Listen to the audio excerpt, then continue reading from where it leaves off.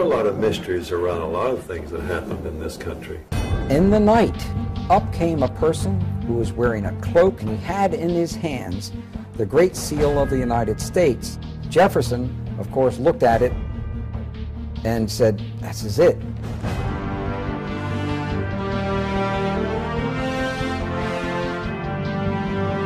It's a very dangerous thing to reveal the truth, but we have to. Let's go back to really important individuals here. His name is Nicholas Roerich. The truncated pyramid with the all-seeing eye on the top. Nicholas Roerich is the person who is responsible for that ending up on the dollar bill. Franklin Delano Roosevelt was the President of the United States, and Henry Wallace was the Secretary of Agriculture. Now, Henry Wallace was deeply involved in the occult. Roerich to Wallace to FDR to the dollar bill. I was initiated into this very ancient order. Here we are at the Nicholas Roerich Museum. Do you really think it has anything to do with the Illuminati? The owl is the totem symbol of the Illuminati. Yes, because Roerich was the Illuminati. They all seem to have been Masons. His son was murdered. Those who normally get out, they're killed. Hexagrams are used during occult ceremonies when you're summoning up demons. Because we're dealing with Lucifer. And the all-seeing eye of God is one of the emblems that the Freemasons use. He said, "You're trying to say that Masonry is evil." I said, "It comes right out of the same pit of hell." Didn't win a lot of friends that day.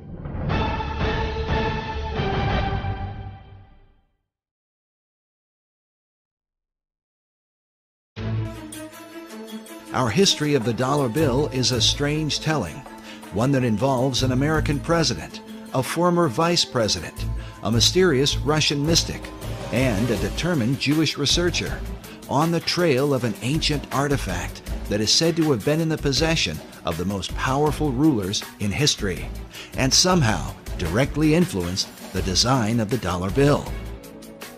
As incredible as it seems, it's believed this mysterious object could mark the beginning of Armageddon.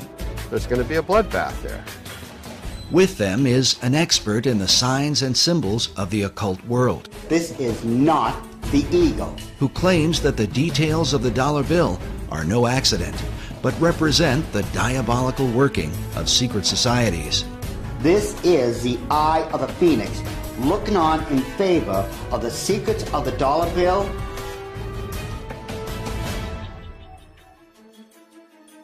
Most debates about the design of the dollar bill usually involve the founding fathers of America, but it's important to remember that they only designed a Great Seal.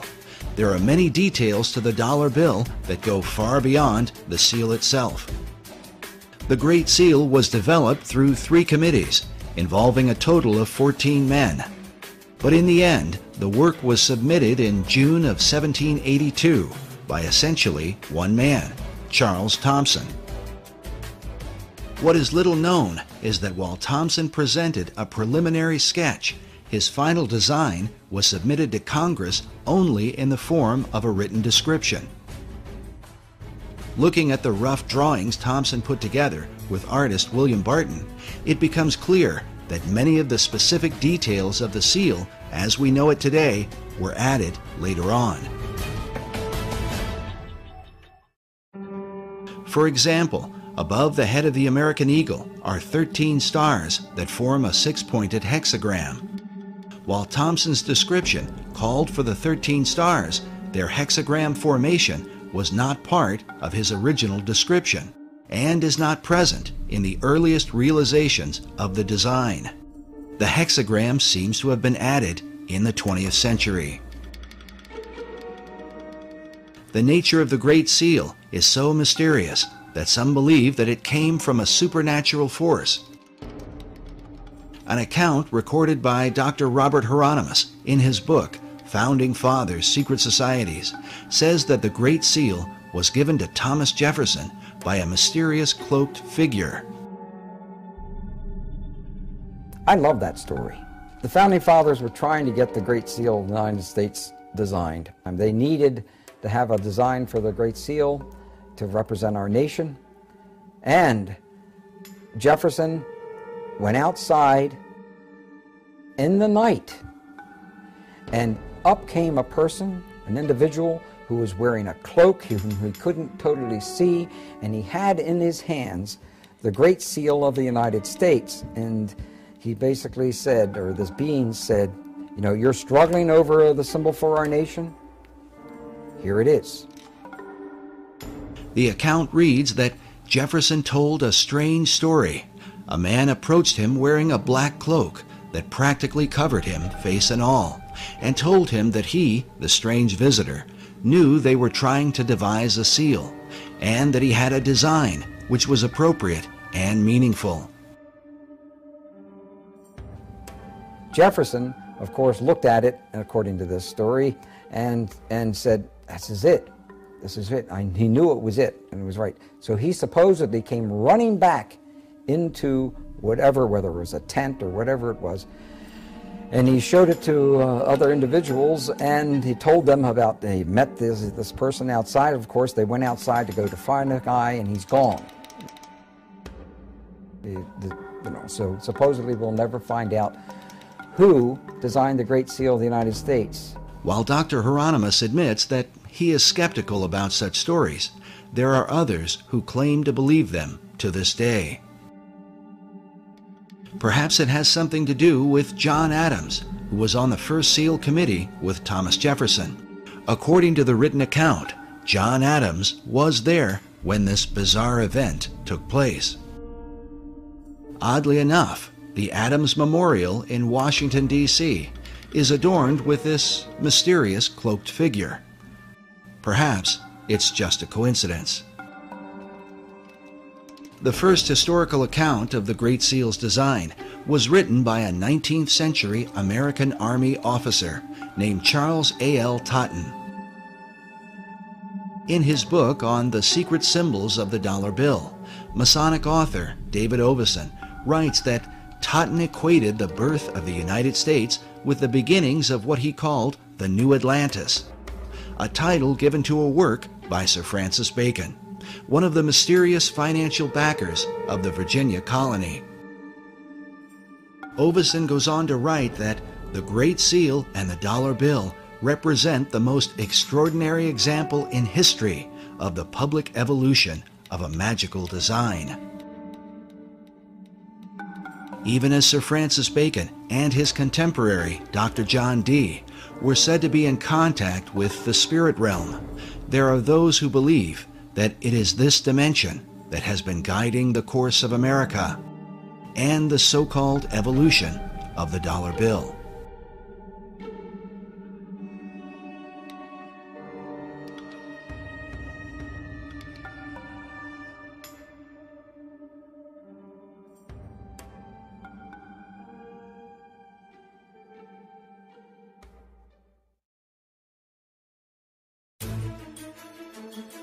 Debates have gone on for years about the secret symbolism of the Great Seal of the United States, whether or not these symbols represent secret societies, or if they are what the White House and the U.S. Congress currently tell us, symbols of divine providence, of stability, and the patriotism of America. What the Founding Fathers intended as they designed and ultimately approved of the Great Seal remains mostly a mystery. There's still a lot of mysteries around a lot of things that happened in this country. It's not in our history books. There can be no doubt that those things hidden in the shadows of the last 2 centuries are not easily brought to light. But when one comes into the modern era, into the age of photography, film, and the advanced practices of mass media, it becomes a bit easier to document world events and the intentions of those who have helped to shape them. In the late 19th century, Harvard professor Charles Eliot Norton referred to the Great Seal as a dull emblem of the Masonic fraternity. This idea was furthered by occult philosopher Manly P. Hall in the early part of the 20th century. Hall not only believed that the Great Seal was Masonic, but that it was created through the collective consciousness of the occult societies and represented the secret destiny that they had in mind for America. I'd say that he saw the secret destiny of America as the beginning of a world democracy, and that this was a kind of an experiment in democracy that had been envisioned for thousands of years before. So he saw this much like Francis Bacon envisioned what he called the New Atlantis. In 1926, Hall began publishing a newspaper called The All-Seeing Eye, dedicated to his occult views of philosophy. It was during Hall's era that the All-Seeing Eye of the Great Seal would be taken out of obscurity and placed on the back of the dollar bill by President Franklin D. Roosevelt in 1935. This might all be seen as just a coincidence, if not for the fact that FDR seemed to be familiar with Hall's teachings on the occult. Today, Hall's legacy is carried on at the Philosophical Research Society in Los Angeles, California, a society that Hall founded in 1934, just 1 year before the Great Seal found its way onto the back of the dollar bill. The current president of Hall Society is Dr. Obadiah Harris, shown here in what is called the Wisdom Library at PRS. According to their website, the library is made up of writings that deal with divination, tarot cards, Kabbalah, alchemy, astrology, metaphysics, Buddhism, theosophy, and secret societies. And wisdom literature is about relationships not only to each other, but to nature, to the universe.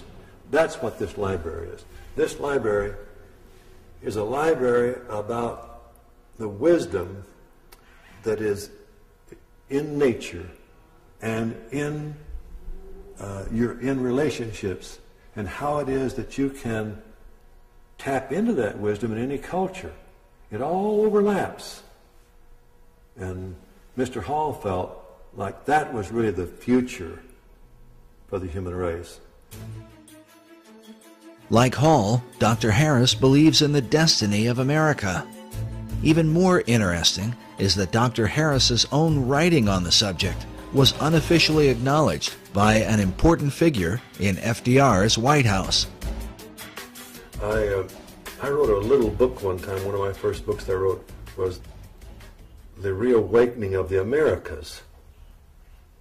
So we usually lose sight of the fact that the whole continent. And I got a little 1-cent postcard from Eleanor Roosevelt thanking me for that. I carried that around for years because I thought that was a great compliment. But even more important was the familiarity that President Franklin Roosevelt had with the arcane literature in Manly Hall's so-called Wisdom Library, a collection of occult books that Hall had gathered from all over the world. And Mr. Roosevelt himself, you know, back in 1942, after the Pearl Harbor invasion, sent some of his people here to microfiche the works in this library because he looked upon it as a national treasure. He wanted to preserve it. And I was surprised that when I first heard that, just how much he seemed to know about such a treasure of wisdom that is contained here. FDR's interest in the arcane and mystical was further reflected in the relationship he had with his Secretary of Agriculture, Henry Asgard Wallace. And so it was then in 1935 when Franklin Delano Roosevelt was the President of the United States, and Henry Wallace was the Secretary of Agriculture. Now, Henry Wallace was deeply involved in the occult. Wallace's interest in mysticism was well known in circles around Washington, D.C., but it was something that would eventually damage his career in American politics. H.L. Mencken dubbed Wallace the Swami, while it was also said of him that he was the only cabinet member who dabbled in the occult and who could cast a horoscope. In spite of all this, FDR ardently defended him. According to one account, when one of FDR's close advisors worried that many people considered Wallace a mystic, Roosevelt snapped, "He's not a mystic, he's a philosopher. He's got ideas, he thinks right, he'll help people think." But the question was, who was helping Wallace think? This question has been deemed critical because it was Henry Wallace who suggested to FDR that the Great Seal be placed on the back of the dollar bill. But why? Well, it has a lot to do. Let's go back to really important individuals here. His name is Nicholas Roerich.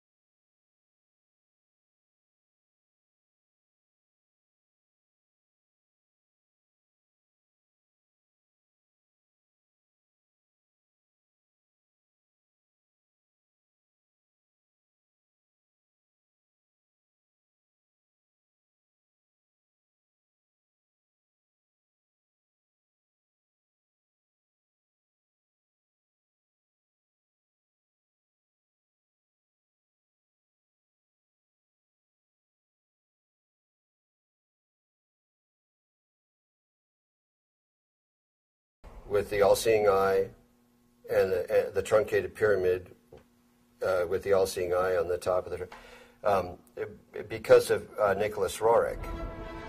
In the book, Tournament of Shadows, the authors document much of the activities and influence of Roerich during this period.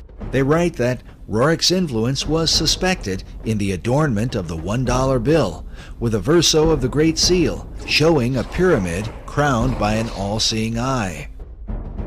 The story of Wallace's role with FDR is told by the State Department in an official history called The Eagle and the Shield, a history of the Great Seal of the United States. Henry Wallace, while sitting in the State Department, found a booklet on the Great Seal of the United States. Wallace recollects that day in letters he wrote in 1951 and in 1955. He says, "Turning to page 53, I noted the colored reproduction of the reverse side of the seal. The Latin phrase Novus Ordo Seclorum impressed me as meaning the New Deal of the ages." In terms of the dollar, if there's a code about the New World Order, I think that they jumped a few decades from the New Deal, because the Novus Ordo Seclorum can be translated to the New Deal in English as easily and readily as to the New Order or the New World Order. Initially, Wallace envisioned the Great Seal appearing on a coin. He took the idea to President Roosevelt. So when Henry Wallace saw this booklet and saw this pyramid in the eye and the triangle, he was a Freemason. He was a member of a secret society. Immediately he said, "Whoa, what a symbol to have and not use. Let's use this." So it was he that went to the President, FDR, and FDR, being a Freemason, looked at those symbols and said, "Hey, yes, wow, this is, that's the New Order of the Ages. What's the New Deal?" He actually thought to a degree that the Novus Ordo Seclorum was the New Deal. Wallace wrote that Roosevelt, as he looked at the colored reproduction of the seal, was first struck with the all-seeing eye, a Masonic representation of the great architect of the universe. Next, he was impressed with the idea that the foundation for the New Order of the Ages had been laid in 1776, but that it would be completed only under the eye of the great architect. Roosevelt, like myself, was a 32nd degree Mason. He suggested that the seal be put on the dollar bill rather than a coin, and took the matter up with the Secretary of the Treasury. The Secretary of the Treasury at the time was Henry Morgenthau. And he talked to Henry Morgenthau, who was the Secretary of the Treasury, and got him convinced that we should put this esoteric emblem from the back of the Great Seal of the United States onto the back of the dollar bill. This really symbolized the fact that now the esoteric influence dominated the American government. And Morgenthau, the Secretary of Treasury, wrote extensively about this point, and he said there's some strange cabal, some mystical order behind the scenes, calling shots on the artwork that appears now on our dollar bills. He had to approve it, and he later had found out that this was all Henry Wallace's. It was all based on Henry Wallace's relationship to Nicholas Roerich. Nicholas Roerich is the person who is responsible for that ending up on the dollar bill. Today, the story of Roerich's mystical influence is told by a variety of occult researchers. You know, the dollar bill thing was about the New World Order. Actually, that came from Franklin D. Roosevelt and others around him, even Nicholas Roerich. It's almost like baseball. Roerich to Wallace to FDR to the dollar bill. While many people have never heard of Roerich, he was a well-known figure during the FDR era, in the years preceding World War II. His works of art were internationally recognized, so much so that an entire building in New York was erected to house his many paintings. Roerich was nominated 3 times for the Nobel Peace Prize and was the inspiration for the Roerich Peace Pact, which was signed by Henry Wallace in the presence of President Roosevelt at the White House. In 1986, Mikhail Gorbachev called Roerich one of the cultural pillars of Russia. The Russian cosmonaut Yuri Gagarin, the first man in outer space, when asked what the Earth looked like from orbit, answered, very much like the paintings of Nicholas Roerich. He was a great oil painter, bar none. He's one of the greatest in terms of the Himalayan Altai scenes that he depicted. He did some wonderful work. He was a gifted artist. But Roerich's story is one of success and disgrace, as he eventually fell out of favor with his greatest supporters, and at one point was suspected by the Soviets, the Japanese, and the United States of being a spy. Information was coming out that Roerich may have been used as a spy when he went into these other nations in the Far East. And with that, that's what broke the link between Henry Wallace and Nicholas Roerich. To learn more about this mysterious figure and his influence on the dollar bill, we traveled to the Roerich Museum in New York, along with cipher expert and international codebreaker Buff Perry, who has long been associated with the museum and its curators. Here we are at the Nicholas Roerich Museum at 319 West 107th Street, almost at the corner of Riverside Drive. His paintings hang on the walls of 3 floors of this building, and also many of the treasured archives, letters, and other writings and memorabilia of the Roerich family are housed here. I have a deep interest in the history of Nicholas Roerich and his family and their association with a long-lost artifact that I have had a lot to do with over the years.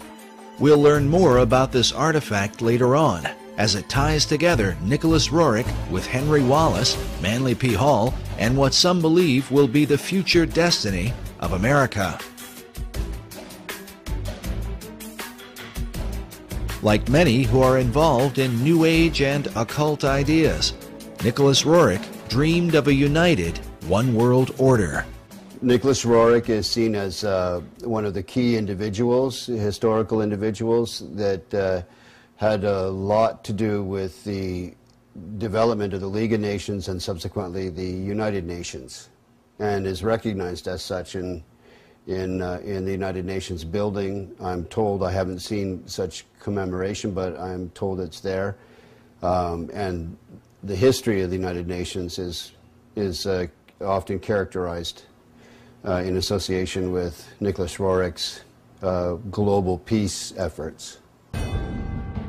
Roerich's dream was shared by his disciple, Henry Wallace, as demonstrated by the book Henry A. Wallace, His Search for a New World Order. This concept is visualized by the cracked bronze globe that sits outside the United Nations building, where a new world is literally breaking forth from the old. But somehow, Roerich's ideas on the subject would get him into trouble with Wallace when he traveled abroad on behalf of the United States government. In the book, Tournament of Shadows, we read that Roerich had been chosen by Henry Wallace to scour Central Asia for drought-resistant grasses to combat the Dust Bowl.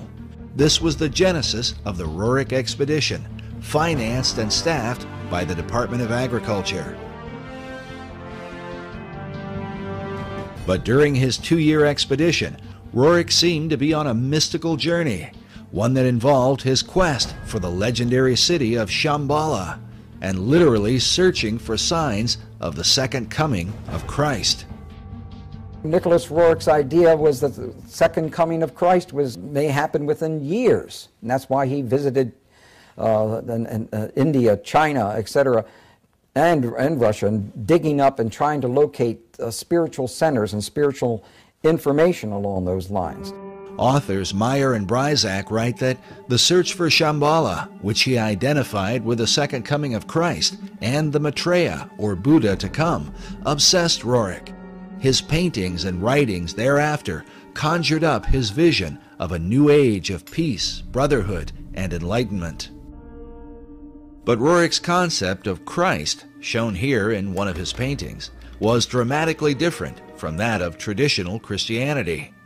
Both Roerich and Wallace were members of the Theosophical Society that was founded by Madame H.P. Blavatsky in the late 19th century.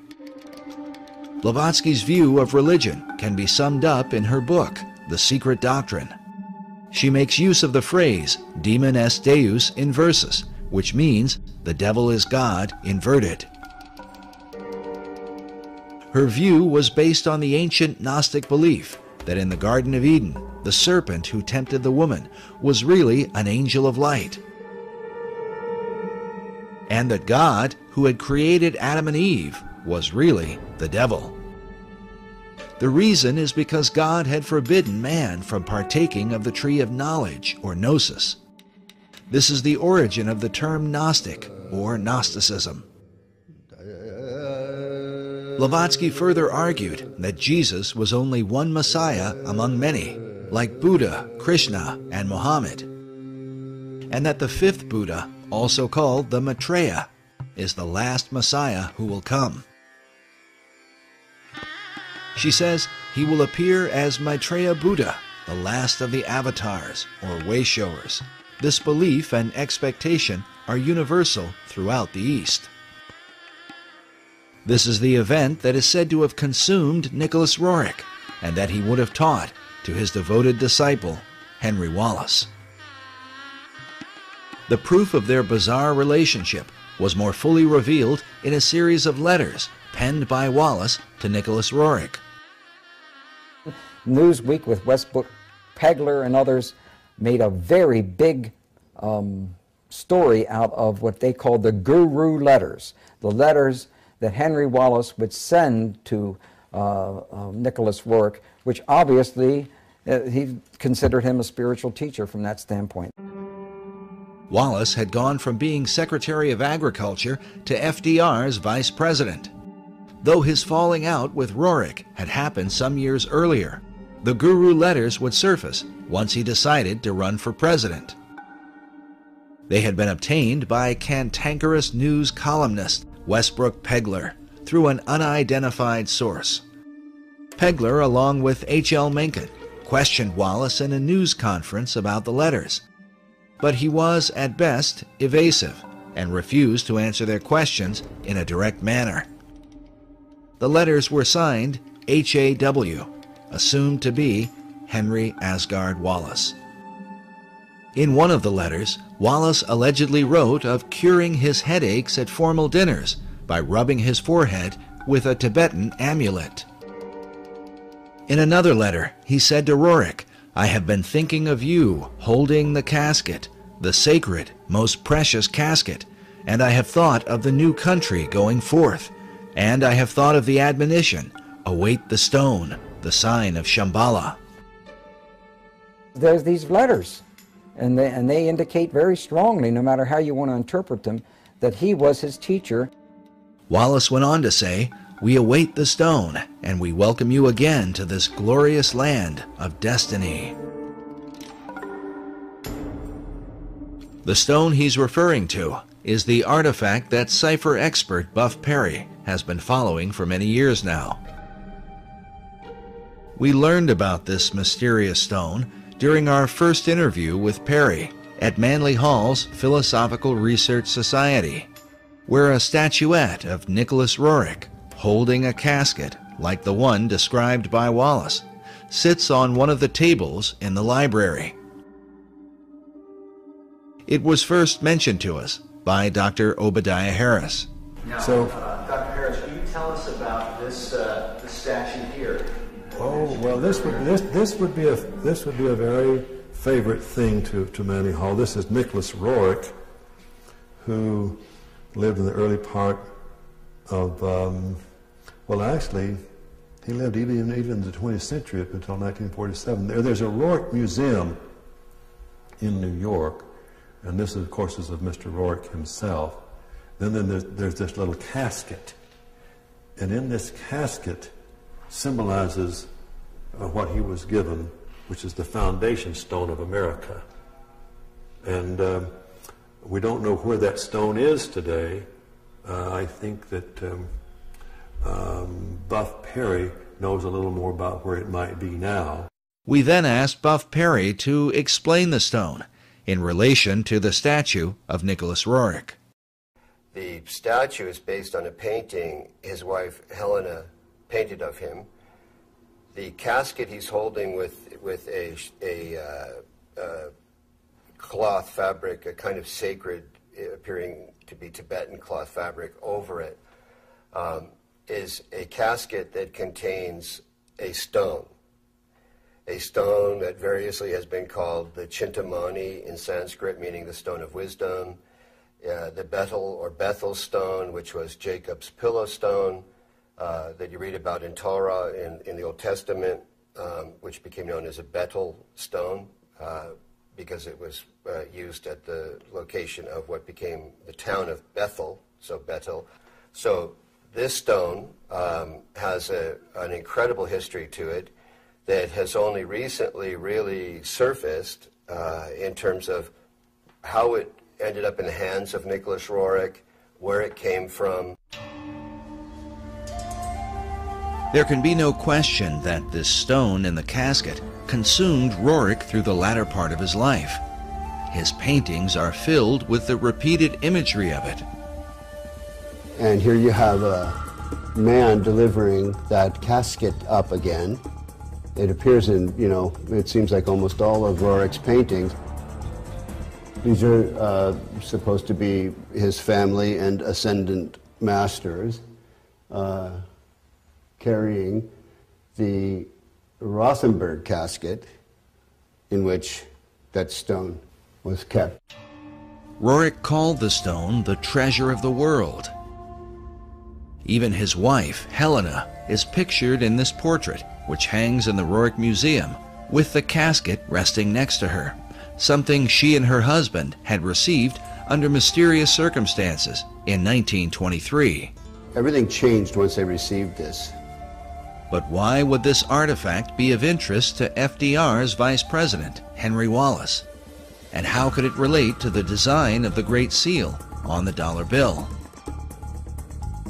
As Buff mentioned earlier, the stone is said to be the pillow stone of Jacob, upon which he had his dream of a ladder that stretched from earth to heaven, with the angels of God ascending and descending on it.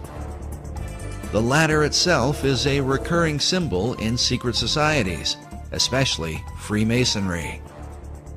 Master Mason Albert Pike wrote extensively of Jacob's Ladder in his book, Morals and Dogma, and even suggests that Jacob's Ladder may in fact have been a pyramid.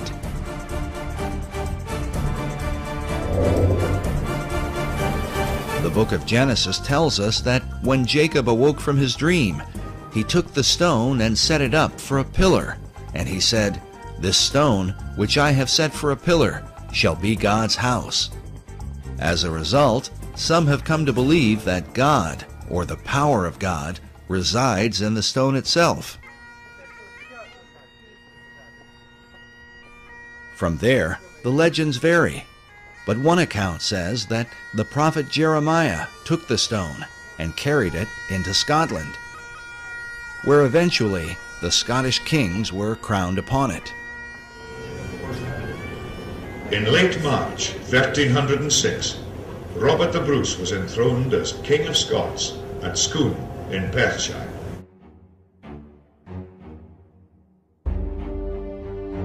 An old Scottish poem says, "Except old seers do feign, and wizard wits be blind, the Scots in place must reign, where they this stone shall find." Eventually, the stone was kept at Scone Palace and was hence called the Stone of Scone. To this day, the Scots also call it the Stone of Destiny. In the year 1296, King Edward I of England captured the stone, and it was taken to Westminster Abbey for the crowning of English monarchs. In this picture, you can see the stone itself in the compartment beneath the coronation chair, a chair that was specifically built to house the Stone of Destiny. The last monarch to be crowned upon it was Queen Elizabeth II in 1953.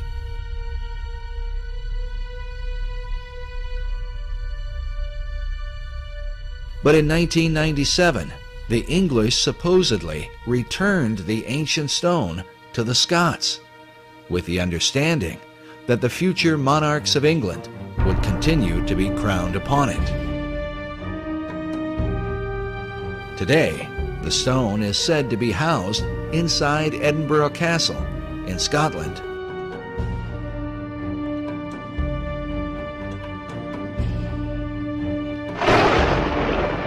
There is even a self-guided tour where visitors can view the Stone of Destiny, along with the honors of Scotland, the crown jewels of Scottish royalty. According to the tour guide we spoke with while there, this is the legendary stone. But if this is true, then how could the stone have ended up inside a casket in the hands of Nicholas Roerich? The answer, given by Buff Perry and others, is that the stone currently at Edinburgh is a fake. The Stone of Scone, because the one that's actually in Edinburgh Castle is a fake, and most Scots know it. Because once the English came and stole it once, they were never going to be stolen again. So the one that's actually in the castle is not real. Others, like Alex Salmond, the First Minister of Scotland, claim that the stone taken by the English king in 1296 was a fake, and that the real stone was somehow hidden away secretly by the Scots. Exactly where the real Stone of Destiny is today, and how it may have changed hands over the centuries, continues to be a matter of debate. Nevertheless, its importance is recognized by nearly all occult societies in the world today. It is the foundation stone of all history. It's also called the Philosopher's Stone. It has the lapis exilis in the Grail literature cycles that came out of Chrétien de Troyes and Wolfram von Eschenbach. Wolfram von Eschenbach writes in Parsifal that the stone is called the Grail. While the Holy Grail is traditionally thought of as the cup of Christ, those involved in secret societies believe that the original and oldest form of the Grail is the Stone of Destiny, written of by Wolfram von Eschenbach in his Grail legend, Parsifal. And he calls it lapis exilis, which is a way of saying the exiled or wandering stone. He does that because of the history known in Freemasonry and in the secret societies of this stone's movement around here and there, and where it would be would indicate the importance of that place. The stone, mentioned in Eschenbach's Grail legend, is a green stone that some believe is similar to a type of meteorite known as moldavite. This description is said to have been confirmed by Nicholas Roerich while he claimed to have the stone in his possession. The secret societies believe that this stone, that supposedly fell from heaven, empowers that person or place of its location. And it has to do with the secret history of America and why that stone arrived here, who brought it. As we showed earlier, Dr. Obadiah Harris referred to it as the foundation stone of America. What is the significance of the foundation stone of America? Well, the foundation stone is really about what America is about, and also what England seems to be about. And so it's really, it implies the great mysteries that was contained in the great mystery schools and of those who had this vision. Was it this mystery school vision that guided FDR and his fellow Mason, Henry Wallace, as they set the all-seeing eye of the great architect on the back of the dollar bill? When one considers the repeated use of the word destiny by Manly Hall, who wrote of the secret destiny of America, along with FDR, who had knowledge of Hall's library and who said that Americans had a rendezvous with destiny. And then Henry Wallace, who referred to America itself as the land of destiny. It only makes sense that such men would have taken an interest in the Stone of Destiny. That Henry Wallace had an interest in seeking the Holy Grail is proven by the letters he wrote to Nicholas Roerich. As a Freemason, he would have seen an occult connection with America, since the Stone of Destiny is said to have come from heaven to earth, from the dog star Sirius. Known as the brightest star in the heavens, Sirius is an important key to understanding the stone and what the secret societies intend for the destiny of America. When the United States was founded, the architecture of Washington, D.C. was designed in alignment with the rising of Sirius in the east. July 4th, Independence Day, is the day when the sun is in conjunction with this star, said to be 23 times more powerful than the sun itself. Also consider that Sirius is the blazing star or pentagram used in Masonic lodges. But as this mystical symbol relates to the dollar bill, we read that the famous emblem of the all-seeing eye, seen hovering above the unfinished pyramid, is a depiction of the Eye of Sirius and is a common motif found throughout Masonic lore. The importance of Sirius to the secret societies cannot be overstated. Some believe that the secrets of this star are a matter of life and death.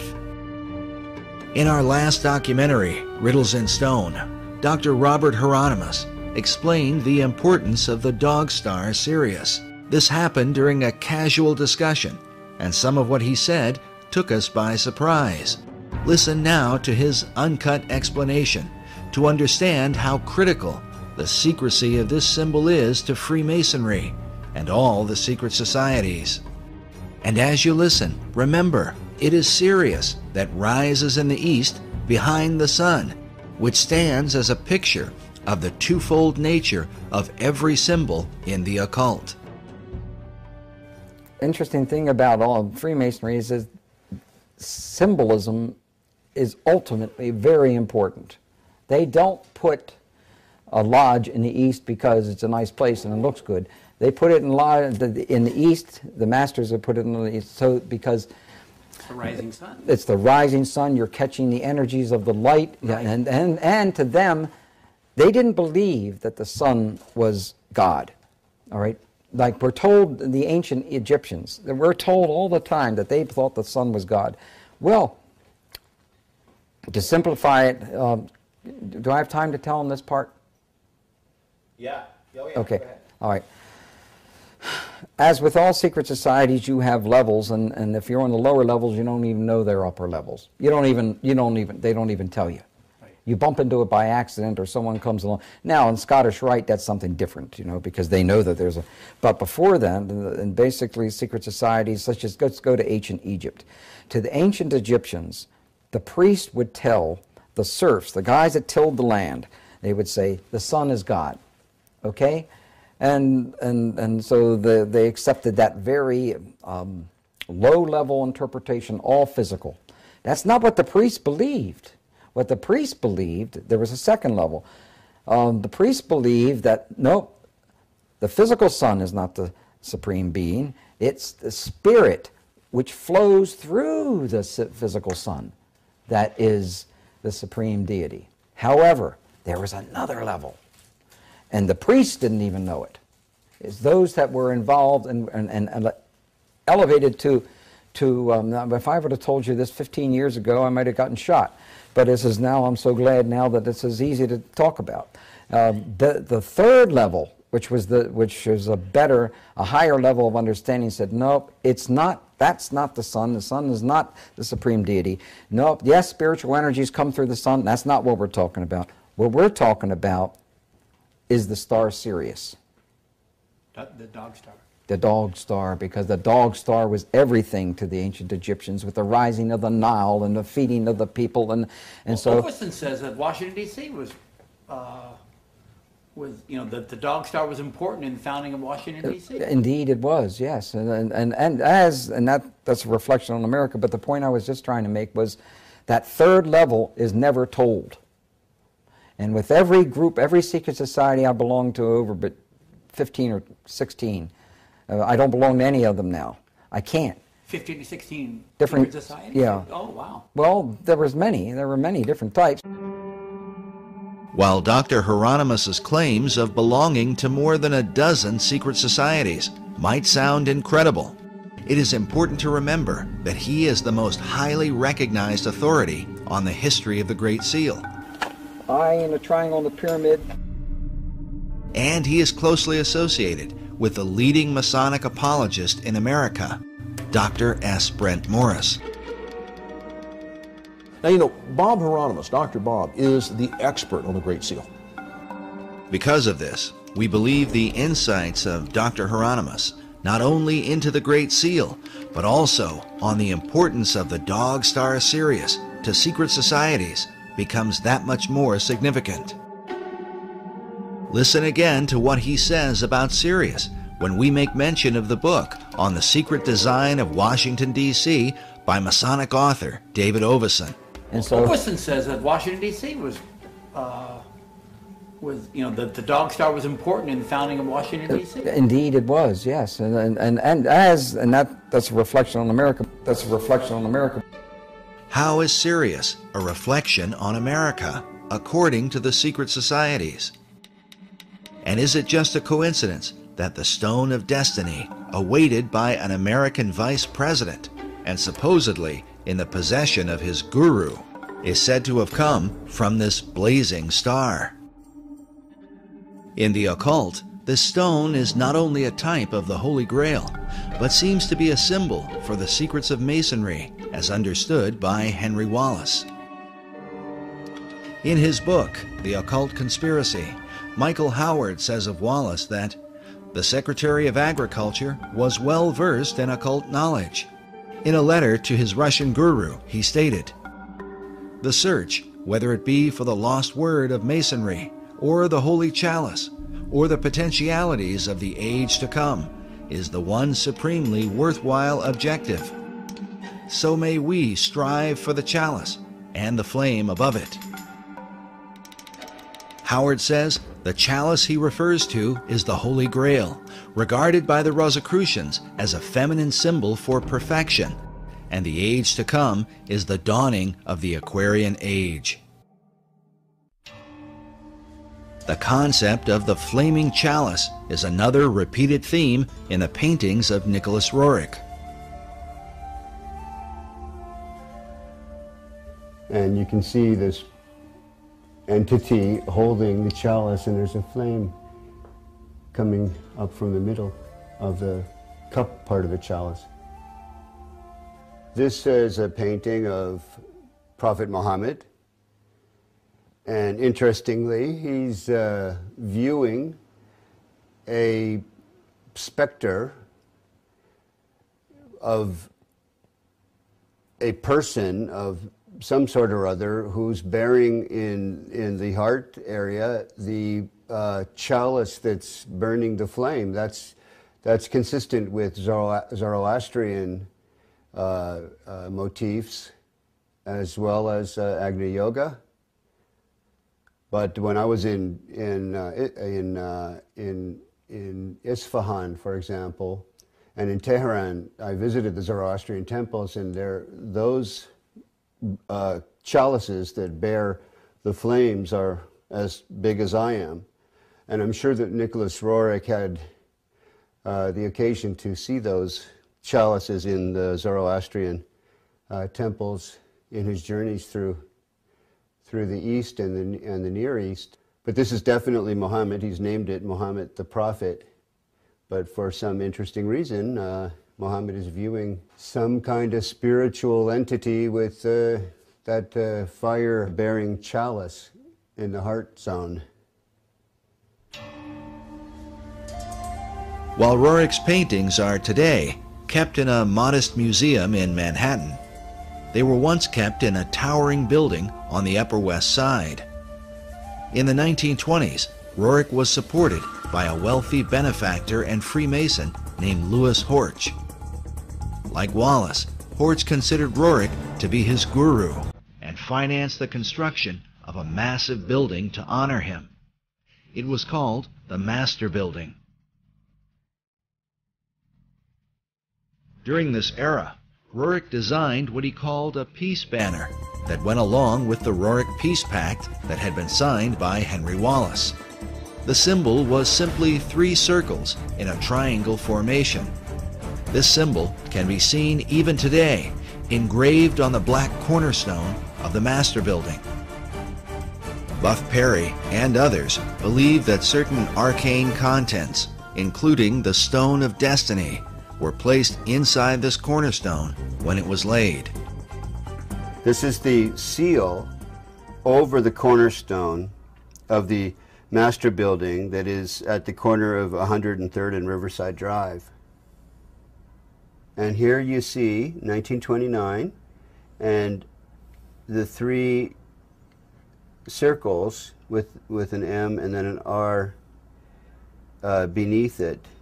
And I believe that means Master Roerich, meaning master building in effect. He was like an edifice to people at that time. So the idea of the Master Building was the idea that Roerich himself was the master, is that Absolutely, correct? Absolutely. The whole building was built for him, for his use, in his honor and in his name.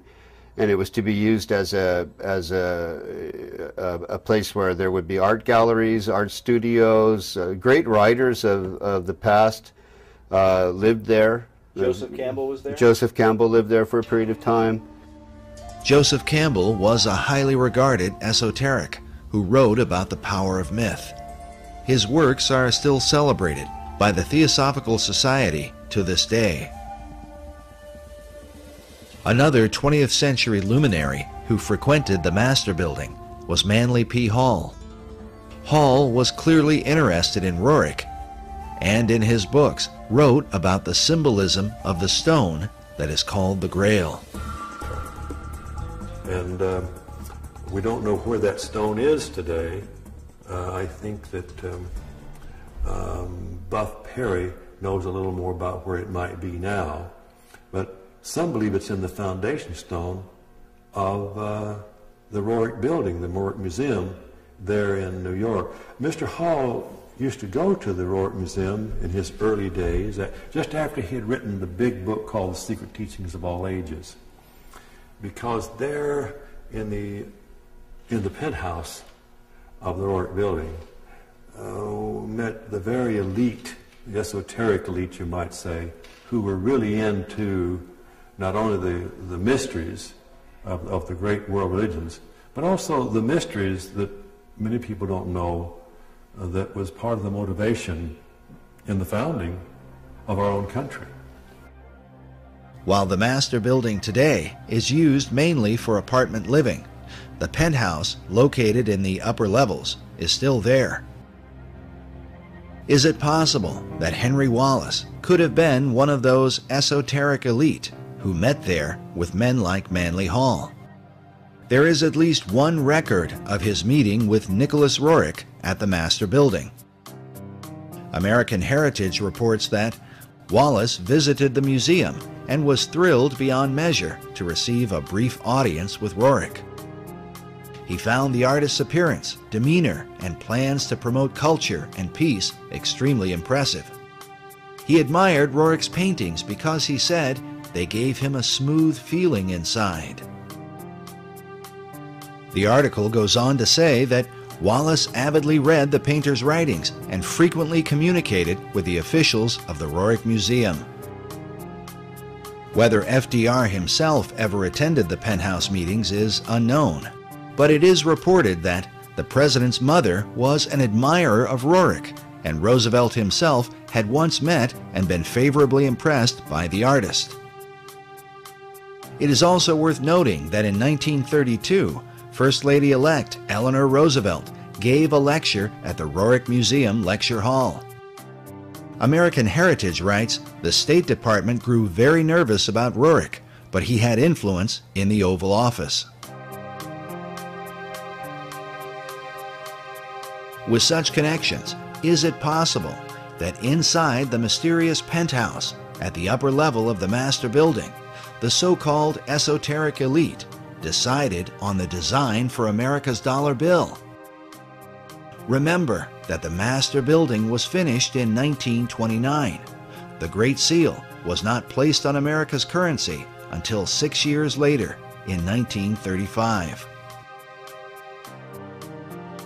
All of the players in this drama were involved in Masonry, including the Secretary of Treasury, Henry Morgenthau.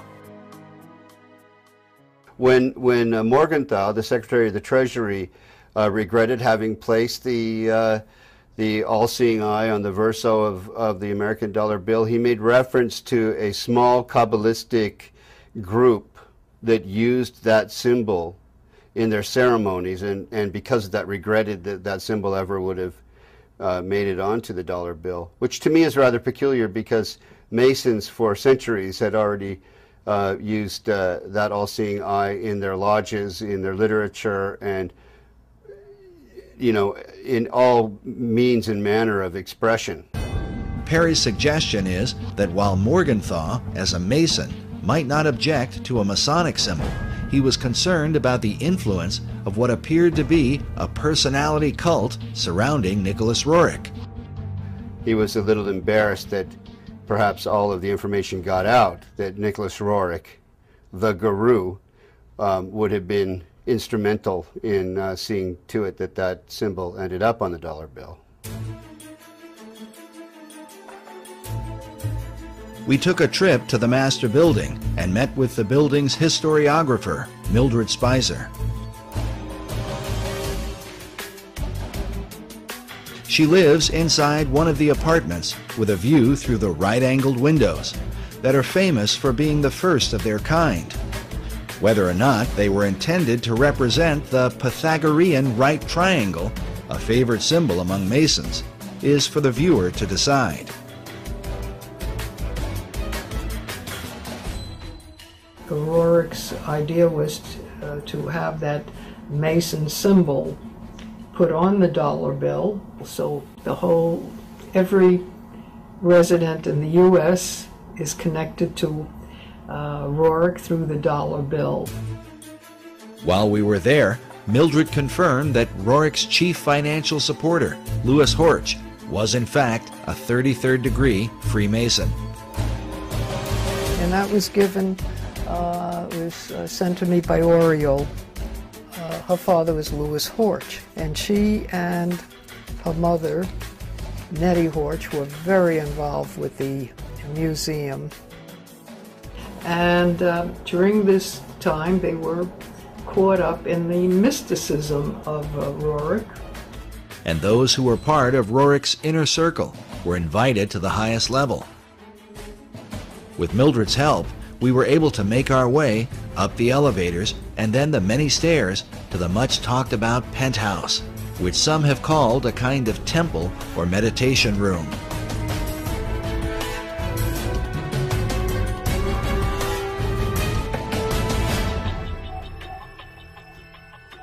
There, is that where they had their meditation? No, the meditation was right back of you. We had that apartment, and it was... Behind this green door may well have been the place where Nicholas Roerich met with men like Manly Hall, Henry Wallace, and countless others to discuss America's secret destiny and quite probably the occult design of the Great Seal. The penthouse is currently used as an apartment, and we were unable to see inside of it. But we followed Buff Perry onto the roof to get a look at the architecture from the exterior.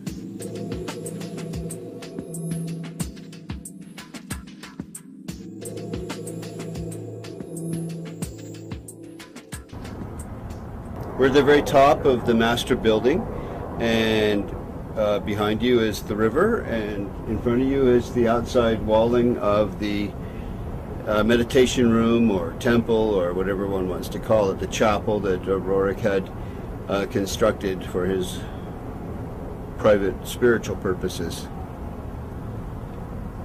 So it's right on the other side of this wall. Yeah, it's this, all this in here. And that's the very top.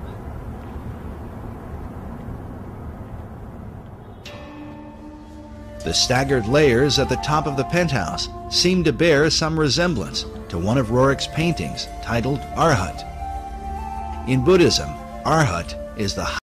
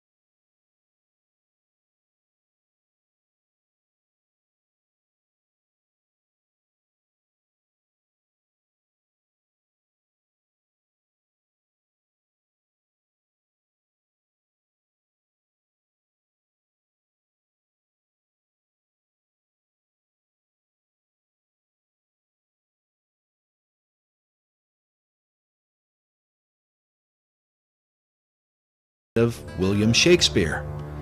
And on the floor is the seal of St. Albans.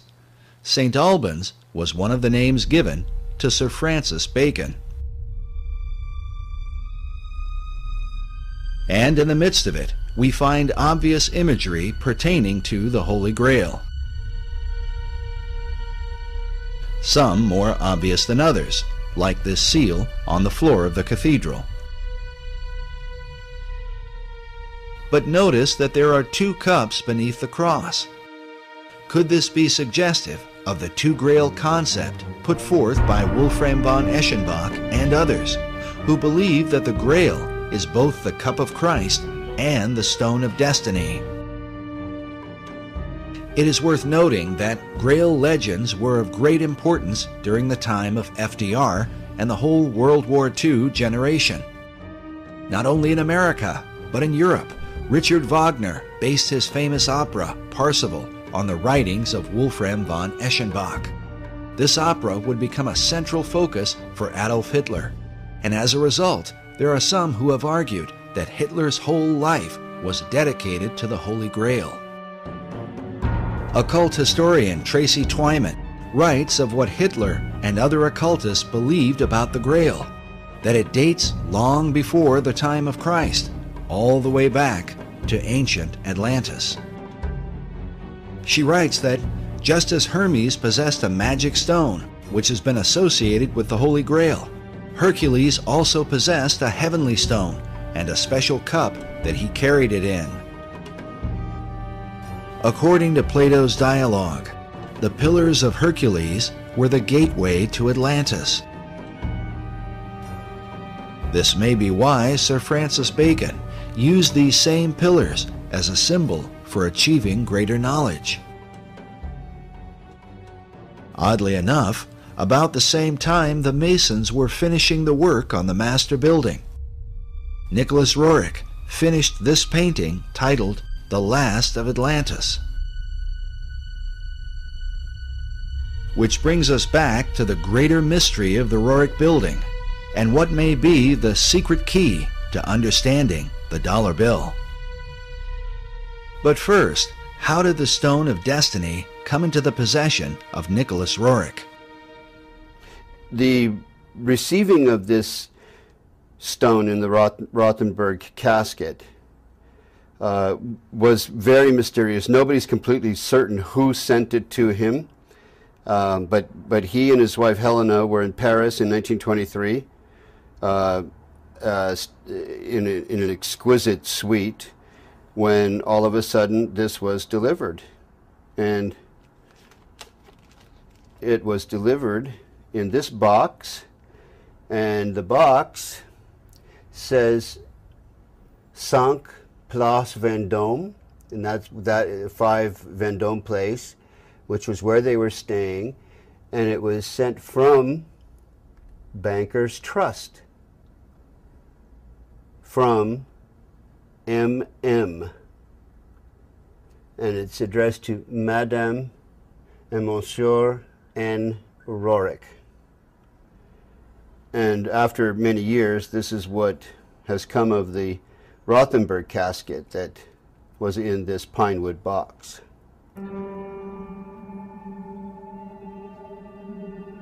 But why would this artifact have been delivered to Nicholas Roerich? And could it have really ended up inside the cornerstone of the master building, as Buff Perry and others believe? When it was mysteriously delivered to Nicholas Roerich in 1923, he carries it around. He ends up going to India with it. By 1929, he's had this huge building, a 29-story Art Deco building built for him in New York City by Louis Horch, an investment banker, with a cornerstone prepared to have this sacred casket bearing the stone and other artifacts sent from India, because he's now taking it in 1923 from Paris to India, and placed in the cornerstone for posterity. All of this might seem a bit too incredible, except for the fact that the laying of the cornerstone for the master building was a major event in 1929, attended by foreign dignitaries from around the world. From Spain, France, Poland, Australia, Romania, and a host of other countries. Why would they all turn out for this event? This 1929 event is very important. Albert Einstein sent a tribute, which I have a copy of, to the construction of the building, to the meaning of Nicholas Roerich, who he was, what he was doing for humanity, and why the laying of this cornerstone was so important. Rabindranath Tagore, many luminaries and notables, government officials and the like, including Henry Wallace, who became FDR's vice president, first Secretary of Agriculture and then vice president in the next decade. And that becomes very intriguing, what all the connectedness is in terms of FDR, Freemasonry, and the stone. Just as Freemasons were involved with the designing of the dollar bill, they were also involved in the construction of the Master Building. As noted earlier, the Master Building was financed by Louis Horch, who was appointed to a number of government offices during FDR's administration. In fact, he was placed in charge of the Department of Commerce by his fellow Freemason and Roerich disciple, Henry Wallace. As we have seen, Wallace, in his letters, shared a fascination with the Stone of Destiny. And so the stone today is in this building? The stone is in this casket, said to be in this casket. The reports I have received from the Roerich Museum would have that stone in this Rajput casket in the cornerstone of the Master Building. The interest of men like Albert Einstein, Henry Wallace, and not to mention all the foreign dignitaries, becomes quite intriguing when one considers the full contents of the casket that was said to be placed inside the cornerstone. I'm familiar with the ingredients of the Rajput casket by having read letters from Zina Fosdick and her own notebook entries, and also because Aida Tolskaya herself, one of the co-curators of the Roerich Museum, wrote out what Zina Fosdick had stated they had placed in the Rajput casket in Darjeeling before it was delivered to the city of New York to be placed in the cornerstone. As Buff Perry explained, the letter that describes the contents of the casket comes from Zina Fosdick, a longtime devoted disciple of Nicholas Roerich, who would later become the director of the Roerich Museum. The museum photo collection is filled with images of Fosdick alongside Roerich while they were in Darjeeling, India, where the casket was prepared. As such, it stands to reason that she would have known the details of what they put inside. The letter's written by Zina Fosdick, and it was actually an entry in her diary. And what's written here is an accounting of all of the ingredients that are in the Rajput casket that was prepared in Darjeeling, India, in 1928 to be delivered to New York, to Manhattan, and to be placed in the cornerstone of the Master Building. There are a lot of interesting things that were placed in the Rajput casket.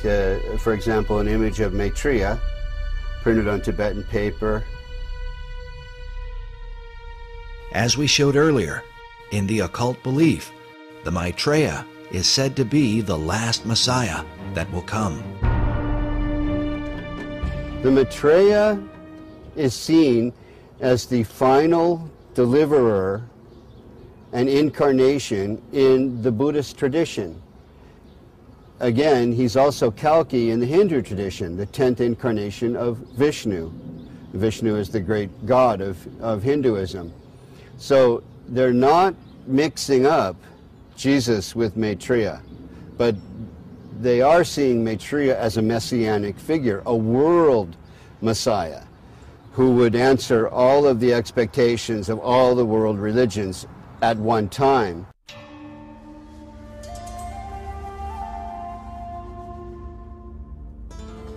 The reason Roerich would not mix up Jesus with Maitreya is because of the New Age belief that Maitreya is the true Christ, while Jesus was only his disciple. This is also the teaching of Scottish mystic Benjamin Creme. Maitreya embodies what we call the Christ principle, the Christ consciousness. And 2,000 years ago, he overshadowed his disciple, Jesus. Jesus was not the Christ, except for 3 years. Over these 3 years, from the baptism to the crucifixion, Jesus was overshadowed by Maitreya. And when he spoke, sometimes it was Maitreya speaking, sometimes it was Jesus. We featured Creme in our last documentary, Riddles in Stone. He is the founder of Share International and has been declaring for more than 30 years that Maitreya would be arriving soon. Maitreya is standing by, ready to come into the world at any moment. When we spoke with Creme in 2006, he had just come from speaking to the United Nations. While I was in New York, I gave a talk at the United Nations, and there was a large group of New York theosophists. A certain number from outside the United Nations were allowed to come to the talk, and they were very responsive, very responsive. These theosophists are modern members of the Theosophical Society, of which both Nicholas Roerich and Henry Wallace were members. Other famous members included Thomas Edison and Mahatma Gandhi, as well as Gandhi's close friend Jawaharlal Nehru, the first Prime Minister of India. Also pictured here, beside Nicholas Roerich. But in addition to the image of Maitreya, what were the rest of the contents buried inside the cornerstone of the master building? A portrait of M.M. This, I believe, is Master Moriah. Master Moriah was one of the names given to a spirit that is said to have inspired Madame H.P. Blavatsky. Roerich's wife, Helena, claimed that the same spirit was in contact with her and inspired her writings. It's Master Moriah, who is actually Helena Roerich, channeling this entity, if I can put it that way. One of her books was titled On Eastern Crossroads, in which she wrote extensively about the stone in her husband's possession, calling it the Serpent Stone, and saying, "The stone cometh," and "It is a most grievous error to deny the stone." In fact, the quote from one of Henry Wallace's Guru letters about the new country that goes forth and the admonition to await the stone comes directly from this book. Nicholas Roerich tended more to write about, sort of physical reality and the adventures in the Himalayan mountains, in the Altai region toward the Himalayan mountains, where his wife, Helena, wrote about the channeling and the esoterica, the theosophical kind of side of things. While Roerich's writings may have dealt with reality, his paintings were anything but. Dedicated to universal archetypes, and with them, the promise of a sacred treasure. That brings us to the third, and perhaps most important item, placed inside the cornerstone of the master building. They're all people who had varying kinds of relations with Nicholas Roerich. They were channelers, they were followers. But to me, personally, greatest interest is this side statement that Aida Tosqueya, who is also one of the curators of the Roerich Museum, wrote. Sina omits a piece of the stone that was placed in the casket. This goes back to that famous stone that the Roriks became a cause célèbre because of, and many other people wrote about later.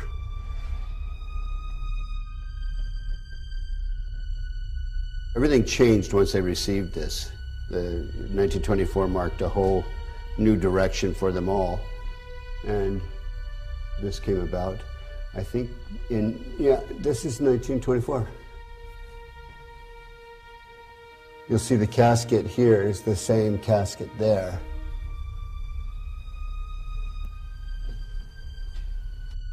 And this is a burning casket of some kind. Yeah, Chintamani. Chintamani is a Sanskrit term that means the stone of wisdom, that he calls the treasure of the world. And that's how he depicted the treasure of the world, the ultimate treasure of the world. It seems only appropriate that this treasure hunt would take us back to Manly Hall's society in Los Angeles, and in particular to one of the graduates there from the University of Philosophical Research, a Freemason named Gavin Wentz. On his website, he quotes a curious passage from Eschenbach's Grail legend with a clear reference to the Knights Templar. The passage reads, "Wherever these Templars receive victory or defeat, I will tell you by what they live. They live with a stone. If you do not know it by name, I will name it for you. It is called Lapsit Exilis. The stone is also called the Grail."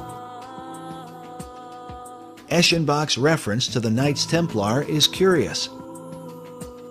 During the same period that he wrote his Grail legend, the Templar Church of Garway, England was built.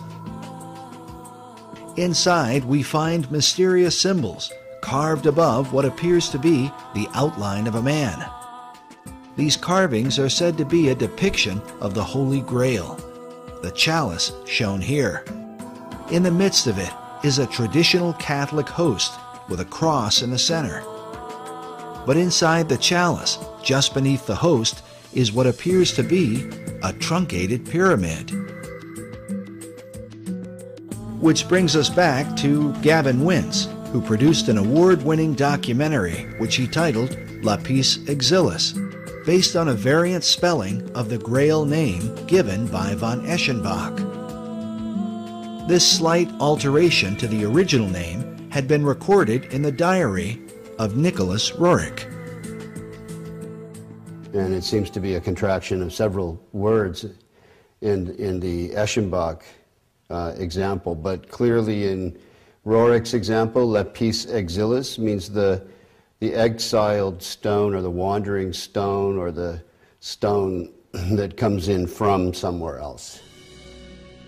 The word lapis is simply Latin for the stone. But how was this stone envisioned by Roerich and his disciple Henry Wallace? Roerich described the stone as a type of moldavite, the meteoric stone of green or emerald color. This would seem to fit with the description given by von Eschenbach in the 12th century. On his website, dedicated to the stone's history, Freemason Gavin Wentz came to this conclusion about just what Nicholas Roerich envisioned as Lapis Exilis, the stone they call the Grail.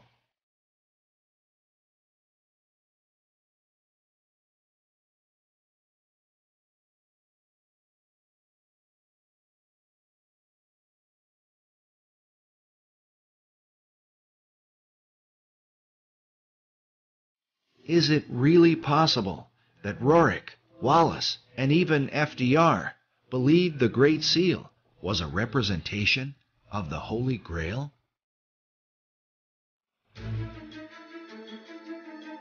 And if so, then, as the treasure of the world, would this explain why the US dollar has been used from the time of FDR onward to send financial aid to nearly all the countries of the earth for the establishment of a global society? During his 2008 presidential campaign, Barack Obama was criticized for wanting to spread the wealth. But in reality, the redistribution of wealth, a socialist tenet, is a practice that the United States has engaged in at a global level for more than half a century, beginning in the aftermath of World War II. We want peace and prosperity for the world as a whole. The United States now is conducting a new kind of foreign aid program. Aid not for destroyed industrial nations, but for developing countries with limited knowledge of modern technology. Many are just emerging from colonial status. American aid seeks to lay the foundations for industrial and agricultural growth. It is motivated by the humanitarian ideals of the American people and But now that the economy of the American people has taken a turn, and it seems that the dollar is declining fast, how could this fit in to the plan of the secret societies? Consider that when the shock waves of the American stock market shook the world, France and China called for a global currency and a new world order. Which brings us to the other half of the dollar bill's design, the American eagle, that some believe represents the mythical phoenix, a bird that is said to destroy itself by fire. But according to Wolfram von Eschenbach, the power of the phoenix lies in the stone of destiny. In Parsifal, he writes, "By virtue of this stone, the phoenix is burned to ashes, in which she is reborn. Thus does the phoenix molt her feathers, after which she shines dazzling and bright, and as lovely as before." If these ideas are truly embraced by secret societies, could this suggest the intentional destruction of the American dollar, which will then force our financial networks into a global economy, resulting in a new Atlantean empire that extends to all the earth?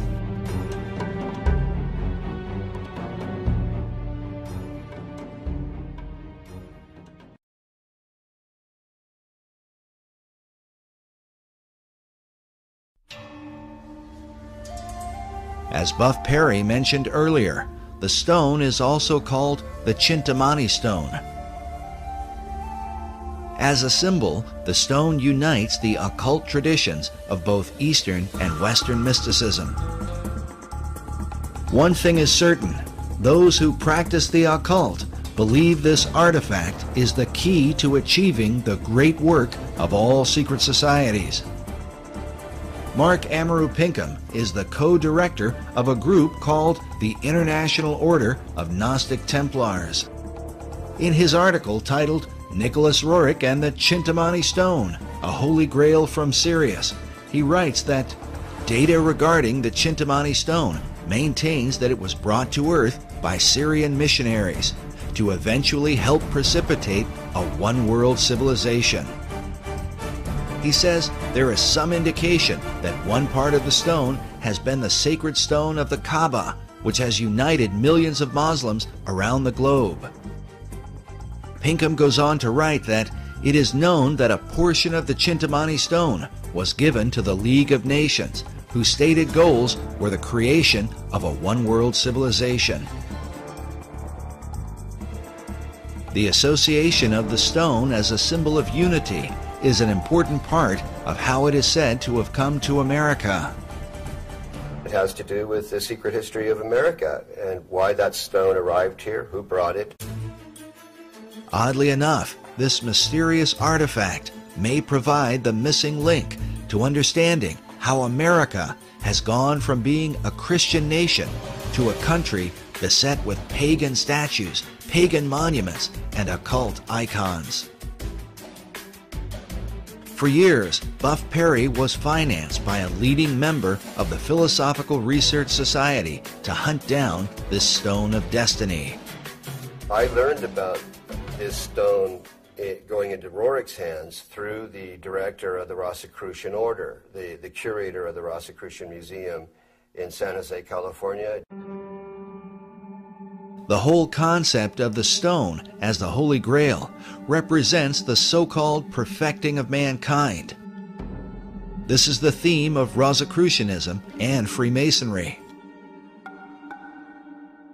As Manly Hall writes, to the mystic, the stone is divine power, an ancient symbol of the perfected and regenerated man, whose divine nature shines forth.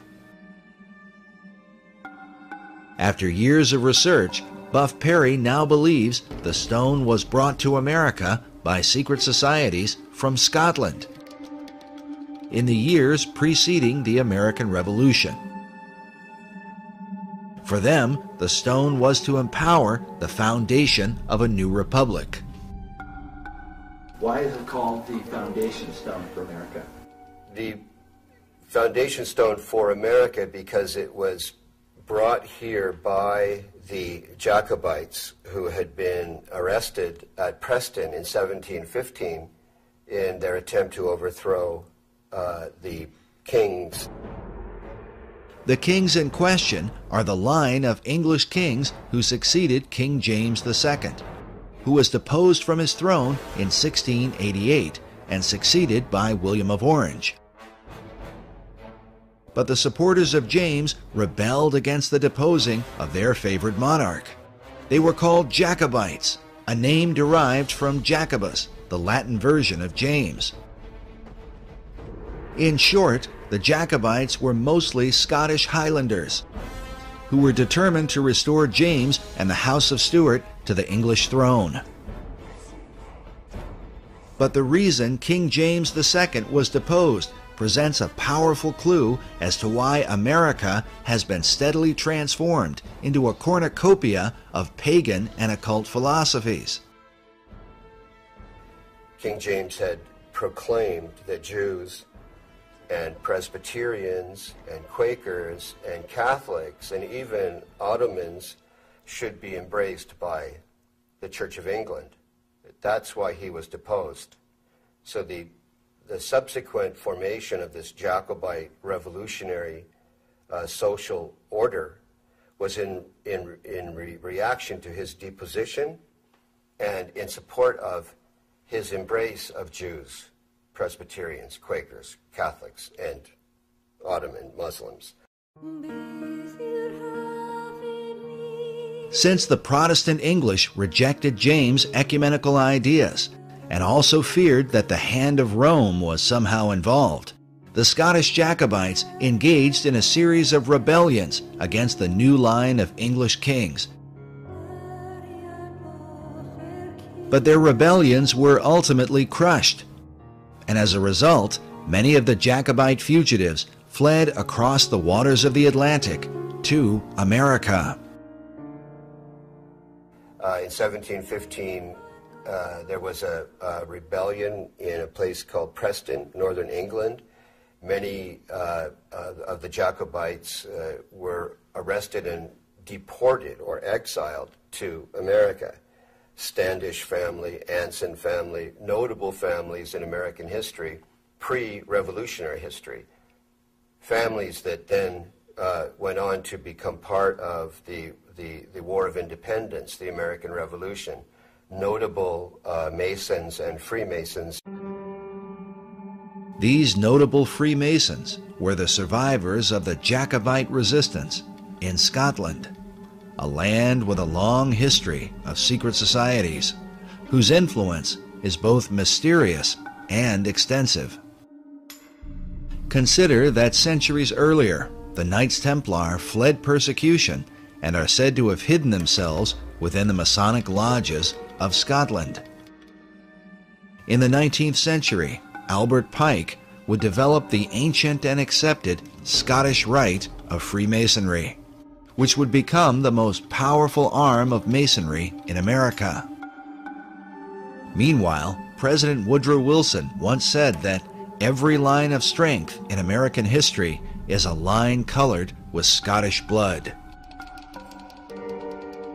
Perhaps the best example of the Jacobite influence in early America is found in Hugh Mercer, often called an unsung hero of the American Revolution.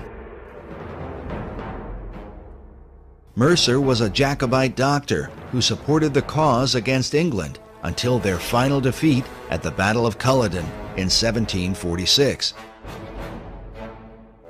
He was then forced to flee to America, leaving his homeland behind.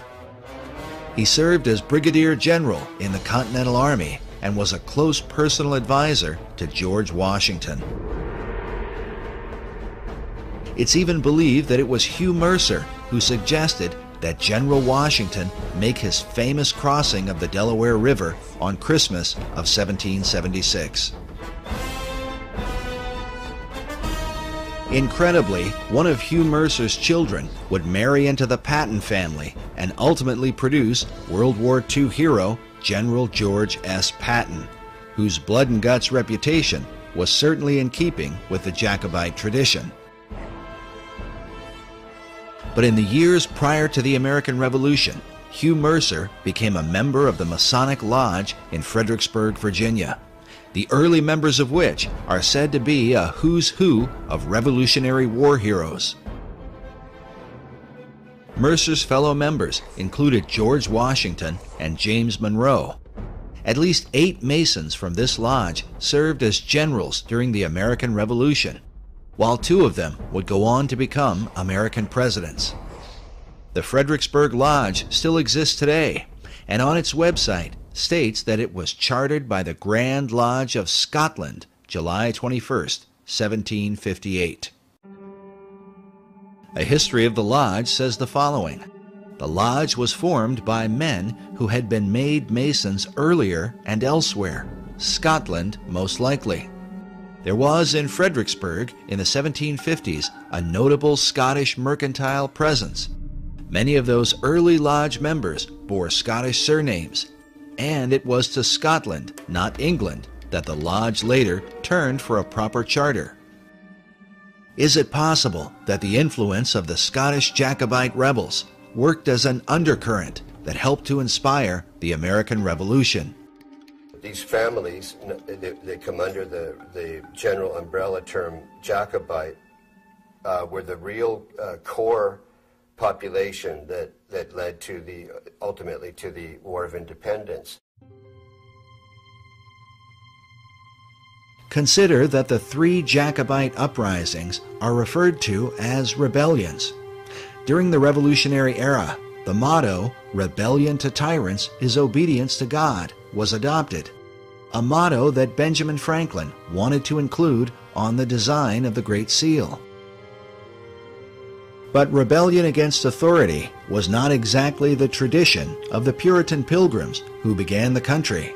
Their focus was on the biblical teaching of Jesus and the apostles.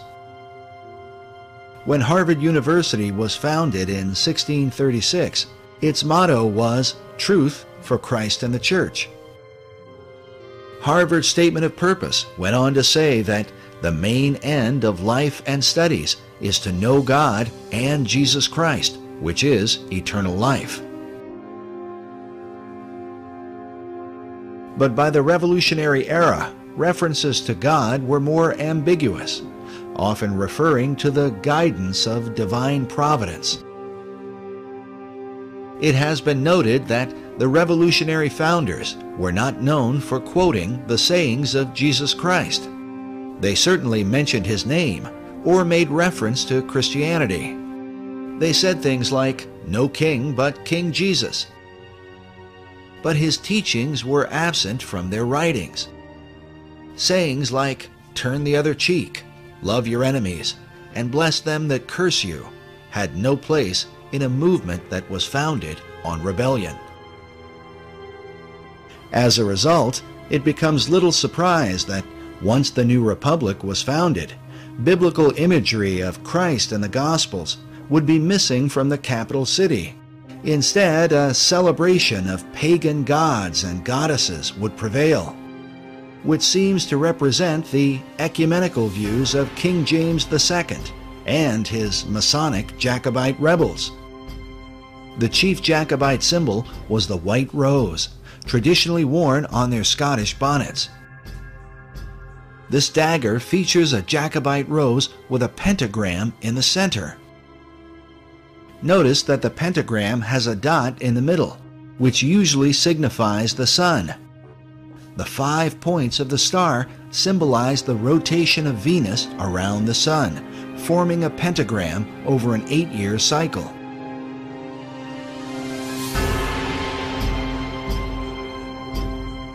This symbol was well known to the secret societies of Europe and is found carved throughout Washington, D.C.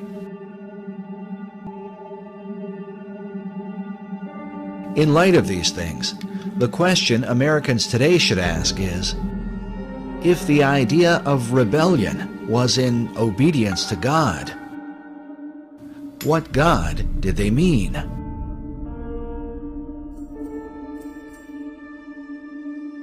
Which brings us back to the Stone of Destiny, a mysterious artifact whose original owner has for centuries been acknowledged as the greatest rebel of all time.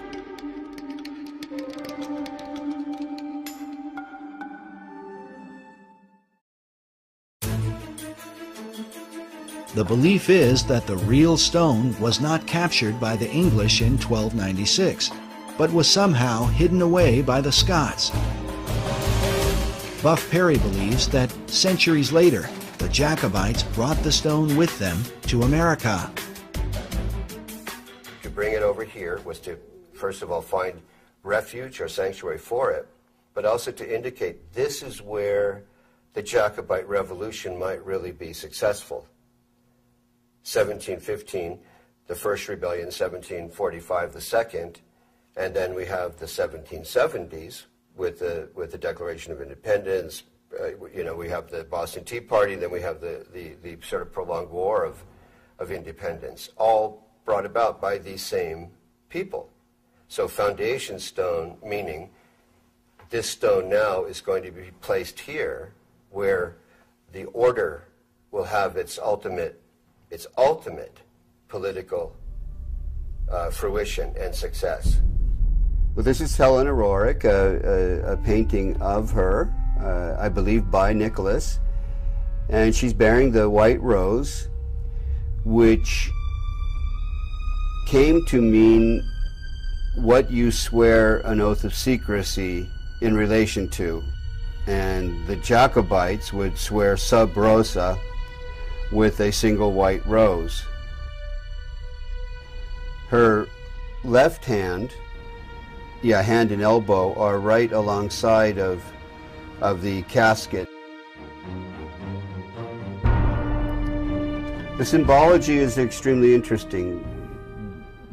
Just the bearing of the white rose alone is, to me, highly suggestive of what she felt to be a secret mission that was associated with this stone that they received. It seems clear that their secret mission had to do with creating a one-world order through the League of Nations and by supporting the New Deal, which both FDR and Henry Wallace believed was the new order of the ages. It was during FDR's administration that the National Archives building was completed, with the figure of what appears to be a perfected man carved upon it. The figure is called Destiny, with the word destiny used repeatedly by the key figures who influenced the dollar bill, FDR, Wallace, and Manly Hall. Is it possible that they all believed the Stone of Destiny had come to America through Nicholas Roerich?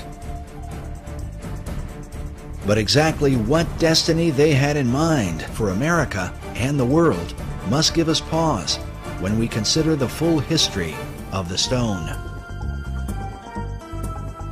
According to an ancient legend, the stone that fell from heaven is a jewel that was cut from the crown of Lucifer himself.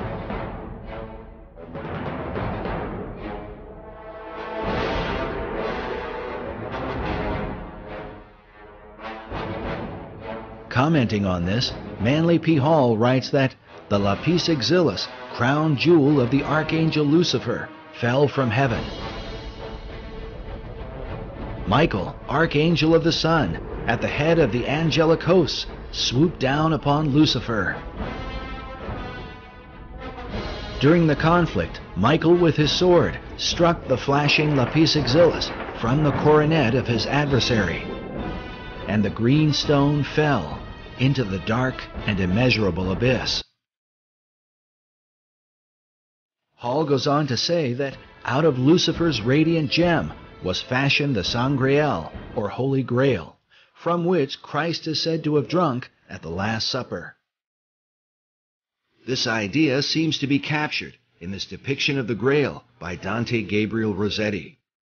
Rossetti was a 19th century esoteric painter who is said to have influenced modern Rosicrucianism. He may well have been familiar with the ancient legend, since his Grail cup appears to be a dark emerald green, mounted in a golden frame.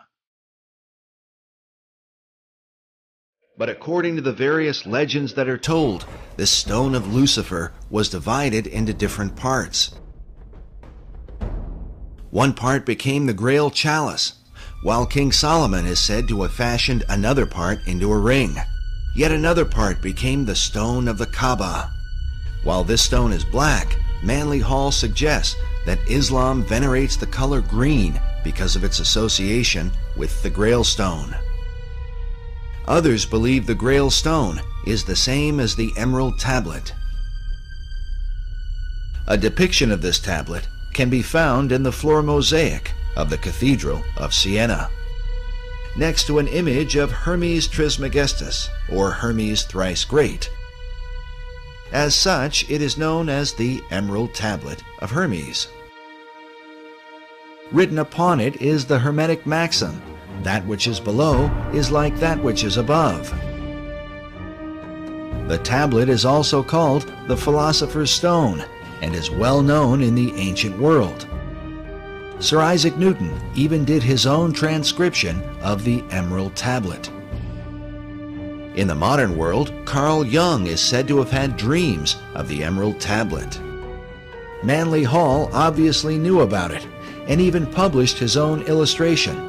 Hall writes that the oldest and most revered of all the alchemical formulae is the sacred Emerald Tablet of Hermes.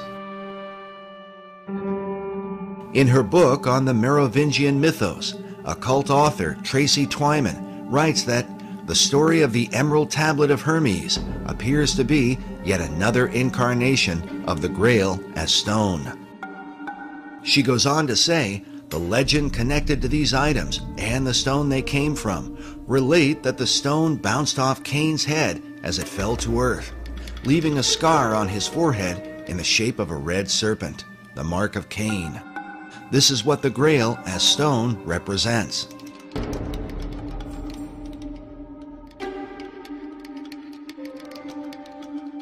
Meanwhile, Nicholas Roerich called his stone a Chintamani, an example of which is shown in this image of a Buddhist figure who holds a greenish Chintamani stone in his hand.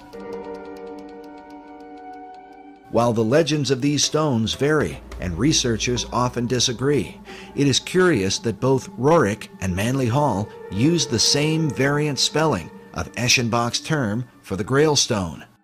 Eschenbach wrote lapsit exilis rather than lapis exilis. In each of their writings, both Roerich and Hall used the term lapis exilis. This might be written off as mere coincidence, if not for the fact that Hall was meeting with Roerich in the upper penthouse of the master building. This suggests that they had the same understanding of the stone.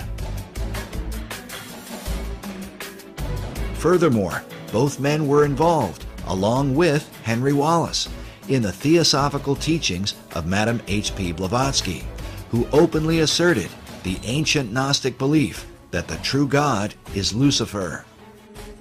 As such, for Roerich to have a piece of Lucifer's gemstone would have had great significance.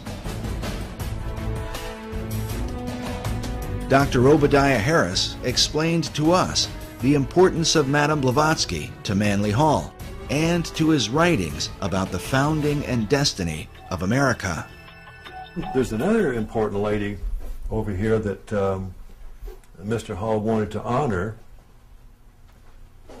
and that is Helen Blavatsky, a Russian woman By the way, her little house in Russia, and I understand now, is a national museum. But in the early days, he wanted to pay tribute to her contribution, and she was the co-founder of the Theosophical Society, whose headquarters now is in India. She wrote Isis Unveiled, The Secret Doctrine, and it is said, I don't know if this is true, but she died in 1891. Manly Hall was born in 1901, but it is said that he had read The Secret Doctrine by the time he was 12 years old and understood it. So there's a feeling that Manly Hall had a bond with this woman, a kind of spiritual bond, and that when he wrote Secret Teachings of America, he was really writing the next book for her secret teaching, secret doctrine, that he was taking it farther, and he did.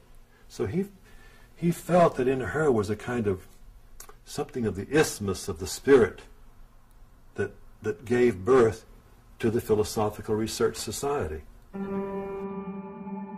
If what Dr. Harris says is true, then Hall founded his entire society on the Luciferian doctrines of Madame H.P. Blavatsky. Well, Manly Hall, of course, really was one of the leaders of this whole world esoteric movement for probably 70 years or more.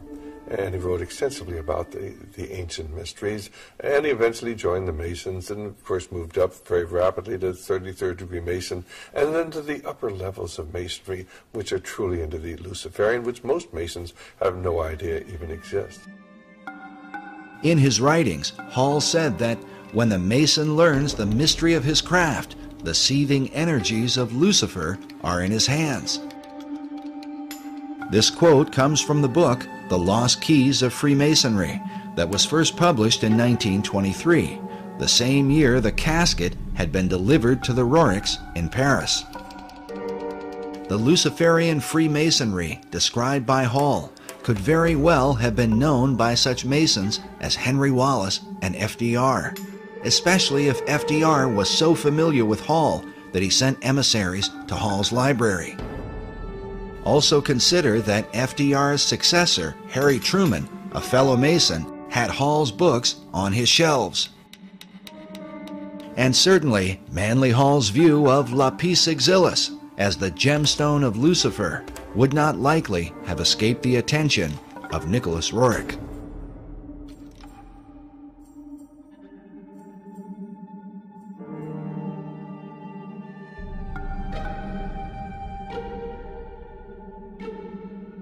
Despite Roerich's international mystique and influence in the Oval Office, he eventually suffered a sudden and sharp decline. While searching for seeds and grasses for the Department of Agriculture, he was also heavily involved with the politics of Central Asia. Buff Perry believes that prior to his fall, Roerich was working to amalgamate the countries of Asia into a united Buddhist theocracy that would ultimately be joined to a one-world government. In Nicholas Roerich's efforts to bring about an amalgamated, if you will, theocratic Buddhist nation that would have consisted of Manchuria, Mongolia, Tibet, part of China, perhaps part of India, perhaps some of Siberia, he was working with the Tashi Lama, who was suspected by China, particularly, and to this day very much suspected by China, as being subversive to the stability of the region. And as a result of this, Roerich became associated with accusations of espionage. Perry's further suspicion is that, at least for a time, Roerich's political efforts were on behalf of FDR's New Deal administration. We recorded the following conversation with Perry in December of 2008. So we've got the what nobody's talking about right now in American media, the North American Union, right, through the Free Trade Agreement, the European Union, which is known about, but we never hear about it on the news. Right. And now there's this Asian Union. It seems like Roerich was being used by the American government to lay the foundation for or to bring about an Asian Union. You've got it. That I accept wholeheartedly. And I think it when you read it, the details, factual details, it's inescapable that America saw in Roerich the capability of creating this great Asian Union. And he was supported by American intelligence. Roerich was supported when he was trying to bring together that great new nation. Who was he reporting to? He was reporting to the American consulates in China. The official story seems to be that once Roerich was accused of being a spy, he fell out of favor with his two greatest supporters, Henry Wallace and Louis Horch. But what about Roerich's so-called Stone of Destiny, this holy grail that he claimed was in his possession, supposedly buried inside the cornerstone of the Master Building? Whether the stone or some part of it is there or not, Buff Perry has come to the conclusion that Roerich's artifact was a cunningly devised fable. Just for our audience, you don't buy into the idea of the mystical, magical nature of this stone. Absolutely not. And you think it was a showpiece fabricated by the Roerichs, really to beguile guys like Henry Wallace, it seems like. Yes. I do. I do. When we first interviewed Buff several years ago, he seemed to have the impression that the Stone of Destiny was the same stone that Roerich had in his possession. Today, he believes they are not at all the same thing, and that perhaps this is what caused Wallace to become disillusioned with his guru. I think Wallace felt perhaps deceived when he's anticipating the arrival of what he called the Stone of Destiny in correspondence, and then ends up with, nothing in effect. Nevertheless, Perry still believes that Jacob's Pillow Stone, which is said to be the real Stone of Destiny, was brought to America by the Jacobites and may have been recovered by the French-Canadian explorer La Vérendrye in the 1700s. The La Vérendrye stone is, clearly has some association with the Stone of Destiny. But the whereabouts of the stone today are still unknown. As a Jewish researcher, the real stone holds special significance for Buff Perry. According to the Jewish belief, the Pillow Stone of Jacob is one of the original artifacts that was kept in King Solomon's temple in Jerusalem. The stone, variously called the Stone of Destiny, Foundation Stone, Pillow Stone of Jacob, and other titles, is expected and is necessary to be in Jerusalem for the final construction of the final temple. The Jews believe that that temple, and not all Jews, but most of the Jews today, active in rabbinical orders that are preparing to, conduct all the rituals in the final temple as we speak, believe that all articles that were in Solomon's temple have to be returned if they're known to exist. If they're not known to exist, then it's a different matter. But all those that are known to exist must be returned and would then go into use again in the final temple. Buff believes that Nicholas and Helena Roerich aligned their Chintamani stone with the Stone of Destiny in order to sensationalize their own cause. But others continue to believe that Roerich's stone was from the stars and had real power. The Roerichs themselves were known for tapping into the supernatural realm. The Roerichs were particularly eccentric. Helena Roerich spent much of her lifetime channeling a spirit that called itself Master Mariah, the same spirit that inspired Madame Blavatsky to declare that Lucifer was God. We told you earlier about the letter from Zena Fosdick that describes the contents of the Rajput casket placed inside the cornerstone of the Master Building. But we neglected to mention a few of the items that Buff Perry talked about. But there are all kinds of other ingredients. There are different fabrics and coins and what's the thing? Talk about the coins again. Well, these are in some cases coins that materialized out of what would be considered occultation, out of the other world, in different meetings and sessions that were held by the Roriks. And I'm not saying this off the cuff or because I heard it from someone else. These are recorded memoirs of Helena and Nicholas Roerich. And of course, many of the people who are into the New Age are into astral projection and in contact with these spirit beings. And there really are spirit beings out there. They refer to them as the Masters of Wisdom, or the Great White Brotherhood, or the Enlightened Ones. And they believe that they are guiding society. These are actually demonic forces and demonic beings. And of course, they can materialize and disappear. The average individual says, oh, that can't be true. And yet it is true. And when you talk to the people who are dealing with this, they come in contact with this many times. They have accessed this other dimension, which is truly a demonic dimension. And of course, tragically, it's becoming increasingly apparent here in America as we turn our back on God, and we're not really a secular society. We've gone from being a Christian society to a secular society, and now a society dominated by the occult forces, of which are intent upon ruling the world. If it's true that the Roriks were in contact with the spirit realm, is it then possible that these same powers could have somehow influenced the design of the dollar bill?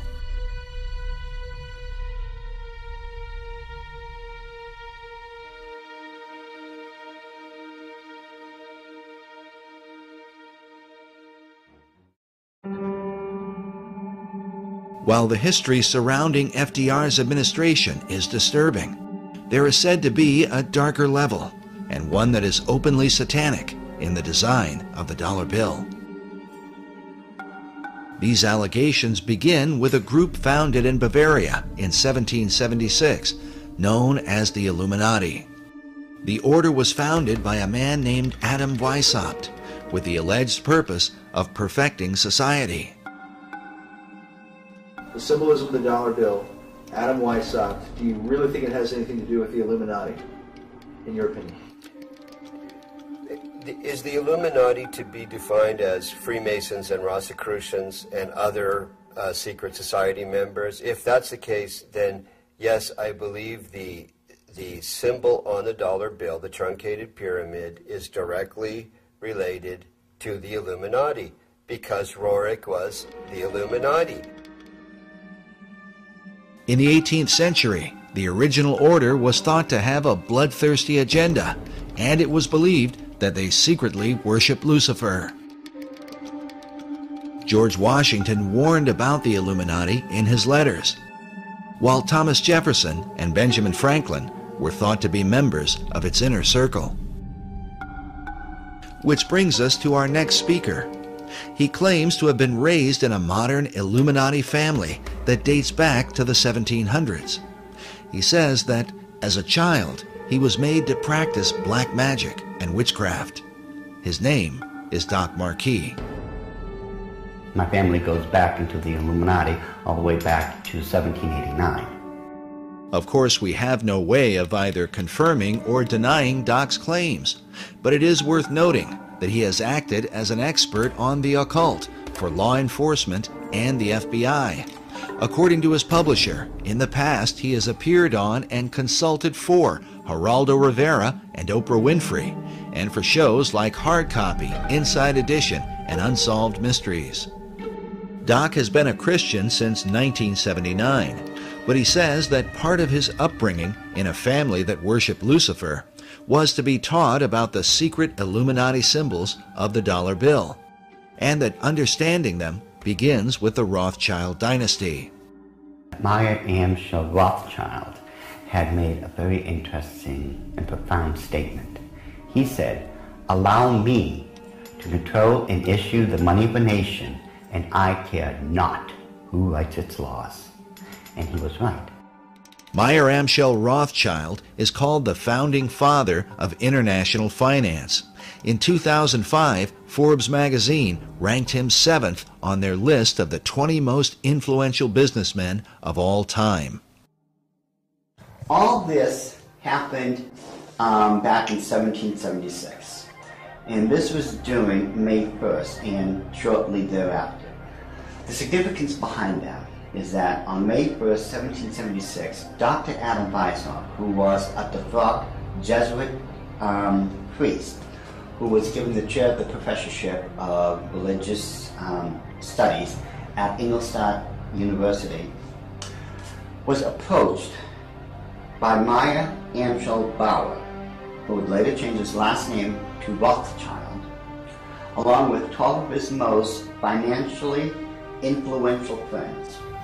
They knew Weishaupt at that particular time was not only a genius when it came to the occult world, but Weishaupt also had an axe to grind, because it was the Catholic Church that just recently defrocked him. He was no longer a Jesuit priest, and he was going to send a message to them, to the monarchies of Europe, and to all other people who would try to have their will over his. What Rothschild and Weishaupt came up with was a plan to destroy the old world system of government through monarchies and the church, and to set up a new world order in its place. This is said to be the great plan of all the secret societies. So what happened? Mayer Amschel Bauer approached Weishaupt and basically told him, "We know you've got the occult knowledge and genius to put it all together. We've got the money. You do it, we'll back it." Just to paraphrase what really happened. So in 1773, Weishaupt started creating what had never been created before. The idea of Illuminism had always been around, ever since the days of Babylon, with the co-founders of being that Nimrod and Semiramis. But no one had ever been able to actualize it. However, May 1st, 1776, the Order of the Illuminati had become a reality under the auspices of Dr. Adam Weishaupt. Now, like other nations, orders, countries and such, they have their two great seals. The Order of the Illuminati does. Those two seals can be found on the back of a $1 bill.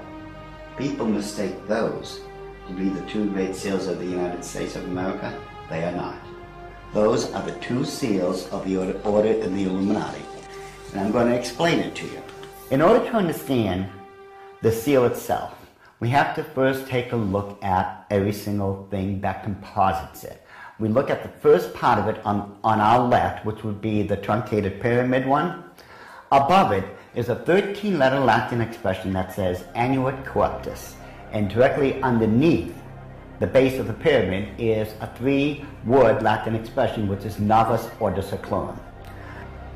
If you were to look up the word, let's say, work, in the English dictionary, you're going to find at least 50 different meanings for it. It is the same thing in Latin.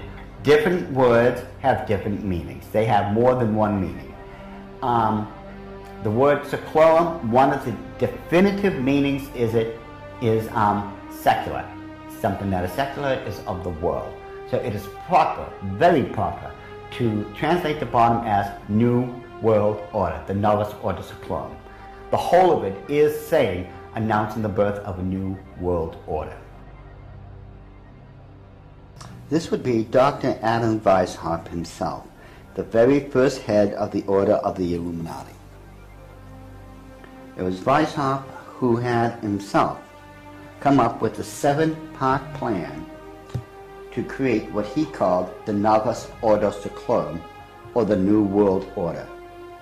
This is the person responsible for it. The interesting thing about the front of the dollar bill is that there are 4 huge ones. There is one in every single corner. Now, if we look at every single one of them, they each have an oval around it, except for the top right-hand one. Now, if we look at this blow-up version of it, you will find there's no oval. This is a shield that is surrounding the one. Now, the reason there was a shield here is because this is very similar to the original shield that was given to the Rothschild family when Baron Meyer Amschel Rothschild had become knighted in England and received the lordship. If we look across the top of this shield, all the way to the left-hand side, it drops down and forms a crescent moon. It's a crescent moon because it represents the female goddess in the occult world. At the bottom of that shield, of that lunar moon, you will see the owl. And it's very obvious once you take a good look at that part of the crescent moon. And it is the same Illuminati owl that is being worshipped at the Bohemian Grove in California by those members of the Bohemian Grove, where presidents, premiers, kings and queens and heads of nations throughout this world have met. You can tell just by looking at this photo, that is a 40-foot owl. It is made out of oak, and that the worshippers are surrounding that fire pit around that altar, which is easily reflected in the lake around them. This is definitely the owl of the Illuminati. The rituals performed at the Bohemian Grove are occult and idolatrous. One of them, called the cremation of care, is supposed to be a mock human sacrifice, though some suggest that real killings take place. When President Nixon was there, he commented about the extreme homosexual environment at this all-male boys' club. Among other powerful American leaders who have been spotted at the Grove are Ronald Reagan, Dwight Eisenhower, Jimmy Carter, Newt Gingrich, and George Bush Jr. and Sr. Now, when we take a look at the O, it is actually, occultically speaking, the shape of the Ouroboros, the snake that's going around in a circle, devouring itself. This O is actually the eye in this lady's face that they want to look at. This is the O. Now, what's in the center of this O? You take a good look. It is the exact same owl of the Illuminati that we saw on the back of the $1 bill. So the question then becomes, who owns L'Oreal? But the owl seems to be a major symbol for the secret societies, as they are found repeatedly inside government buildings in Washington, D.C. And a giant owl figure is even seen in the street design, with the United States Capitol in the midst of it.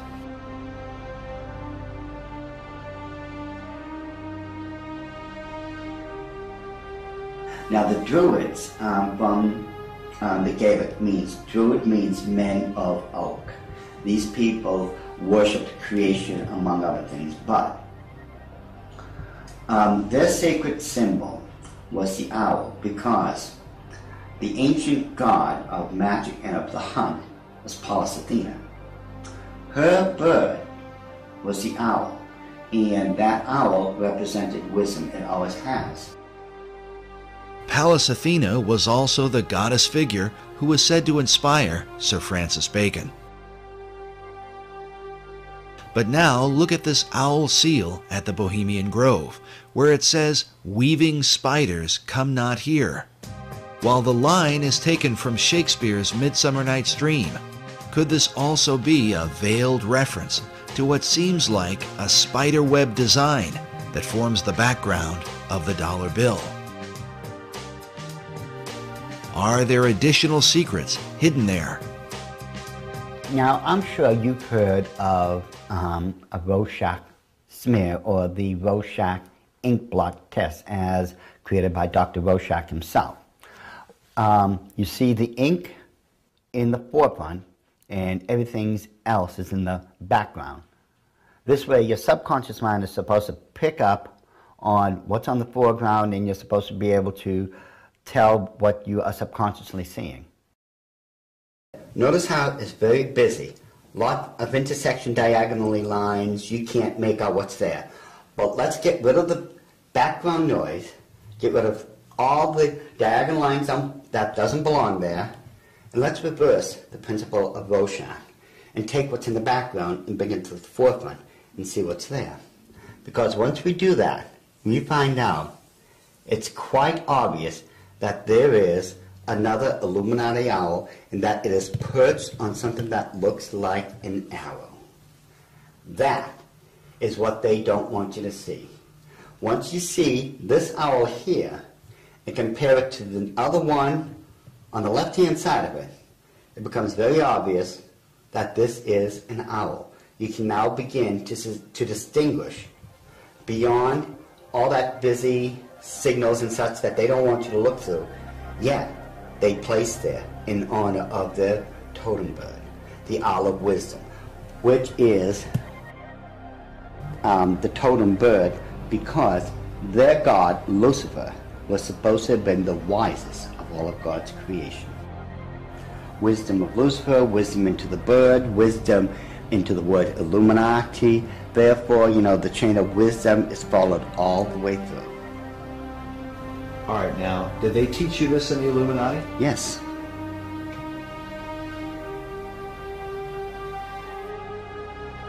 Well, I want you to understand that the first symbol is known as a pentalpha, from the Greek word for five, pente. It is a five-pointed star. Now, this next one is a pentacle.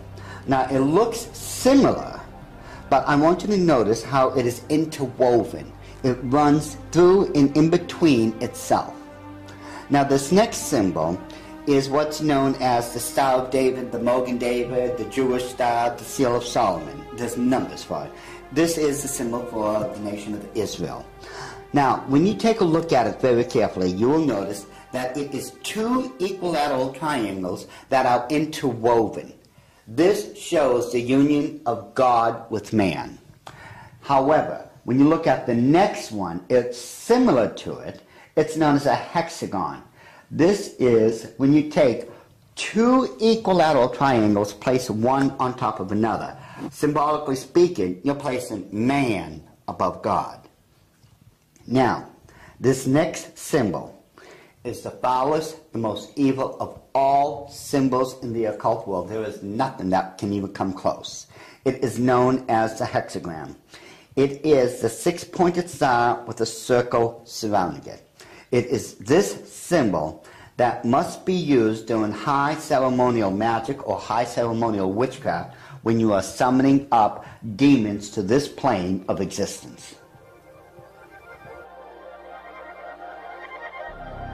The use of the hexagram is said by Doc to be very symbolic and seems to represent the occult concept of a Christ figure, just as the Maitreya was for Nicholas Roerich and Henry Wallace. But what Christ do they mean? Doc believes the pattern of hexagrams in the design of the dollar bill provides the clue. If we take a look at the 13 stars directly above the head of the eagle and connect the dots, you will see where the very first hexagram is located.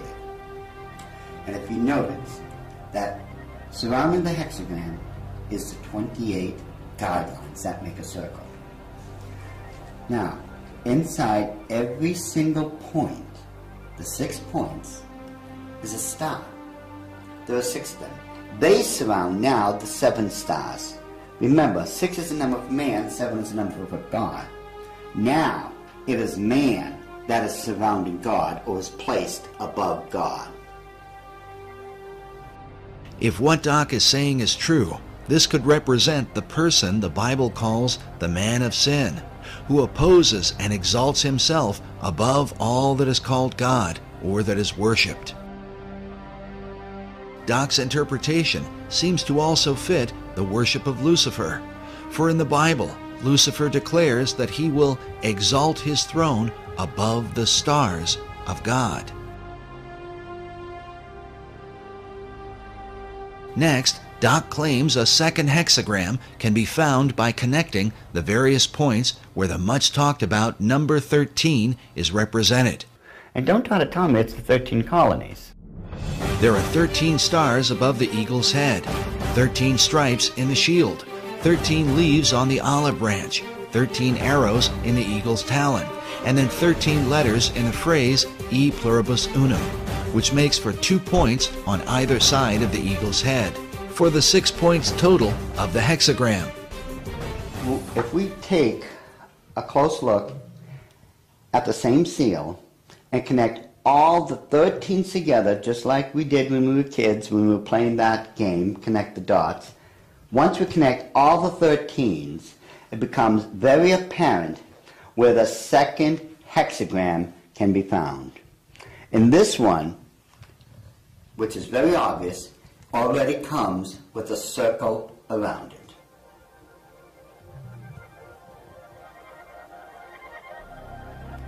So this is the second hexagram here in figure 2. Yes. And then where's the third hexagram? The third hexagram can be found on the other part of the Great Seal. Again, connect all the 13 together, the 13 letters, the 13 steps in the pyramid, connect all this together. And you'll note with the circle that's already there, it forms the third hexagram.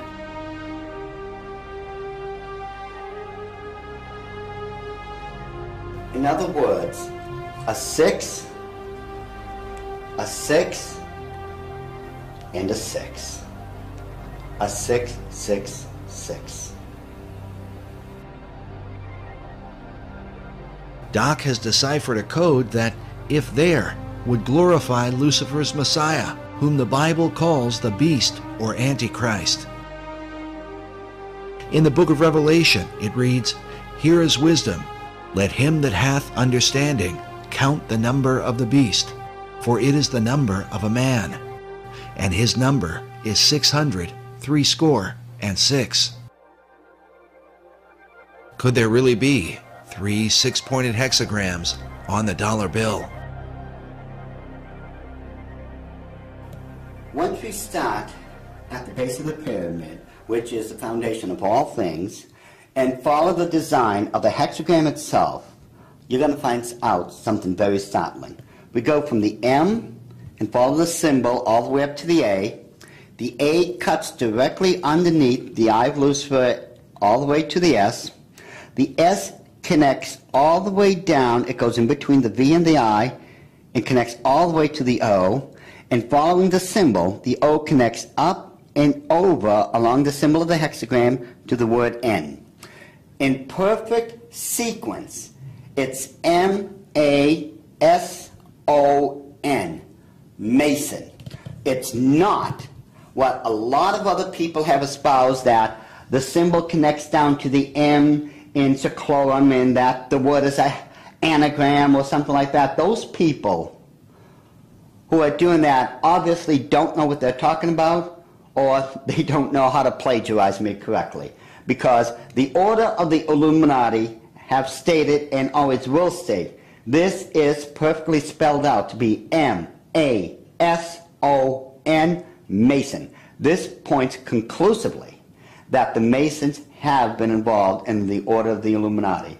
This was back during the Council of Wilhelmsbad, which would have been July 16, 1782.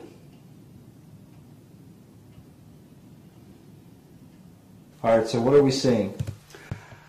Now, if we look at the bottom one of the reverse side of the dollar bill, you'll see on the right-hand side that, again, there's a lot of busy intersecting diagonal lines. Yet, if we apply the same principle we just used to reveal the hidden owls of the Illuminati and apply it, we will find that there is now a skulled skull-faced winged demon. And it is very obvious, once you take away the background, the busy noise, it becomes very apparent what it is and that it's been there all along.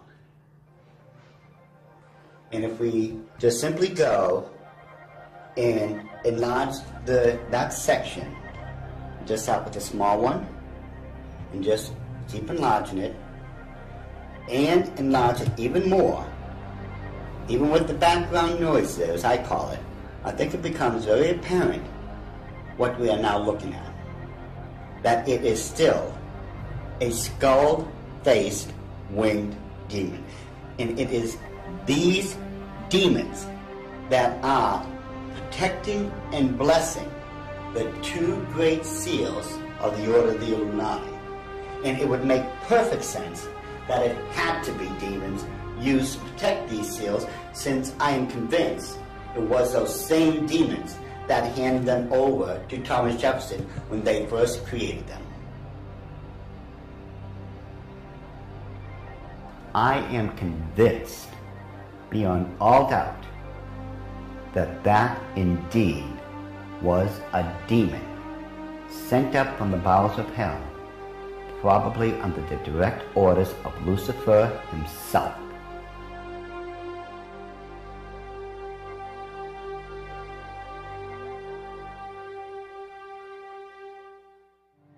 Doc Marquis makes it clear that he is no longer involved in the occult, and that since becoming a Christian, he has dedicated himself to warning others about the activities of the secret societies that worship Lucifer.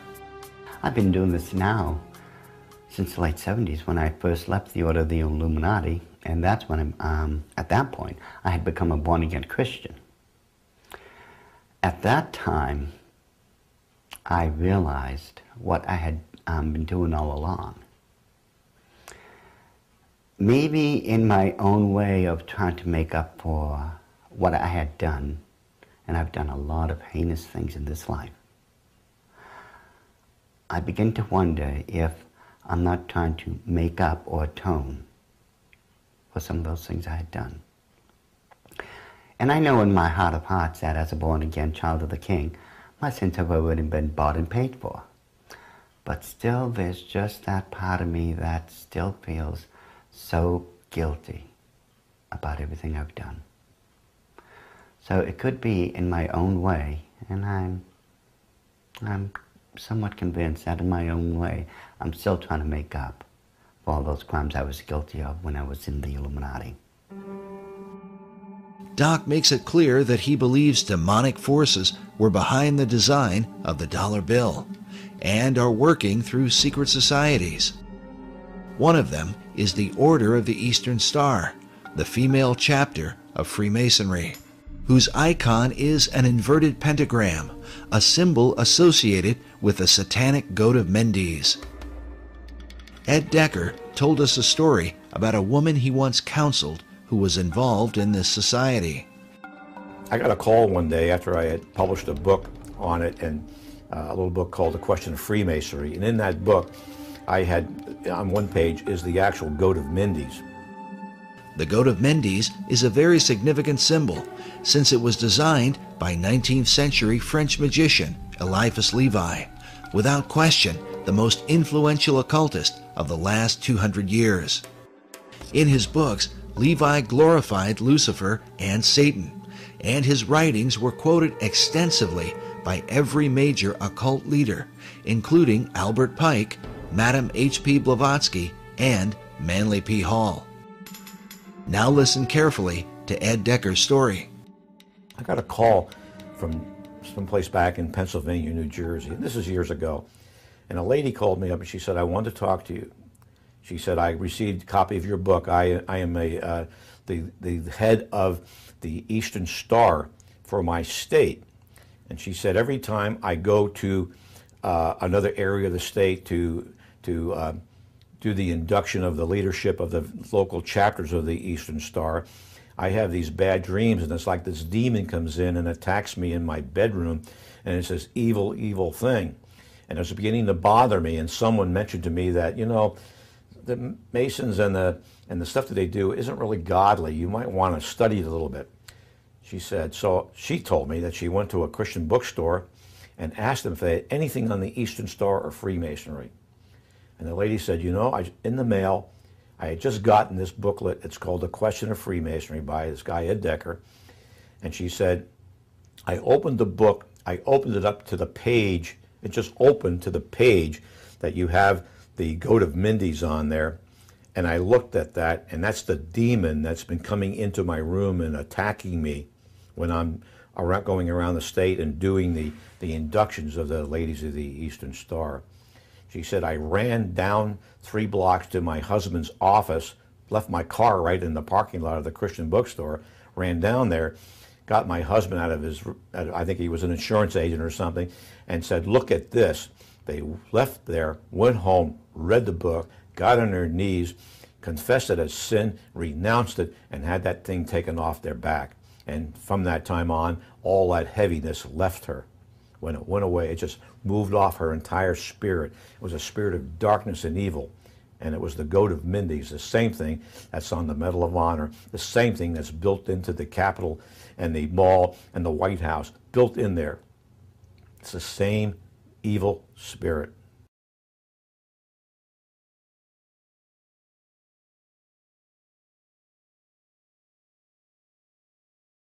This whole idea of the Messiah and its relation, and the Messiah's relationship to the stone, and who that Messiah would be, and what would happen when the stone is returned to Jerusalem, and when the temple is built, it would be a replica of the original Solomon temple, not the Ezekiel, account.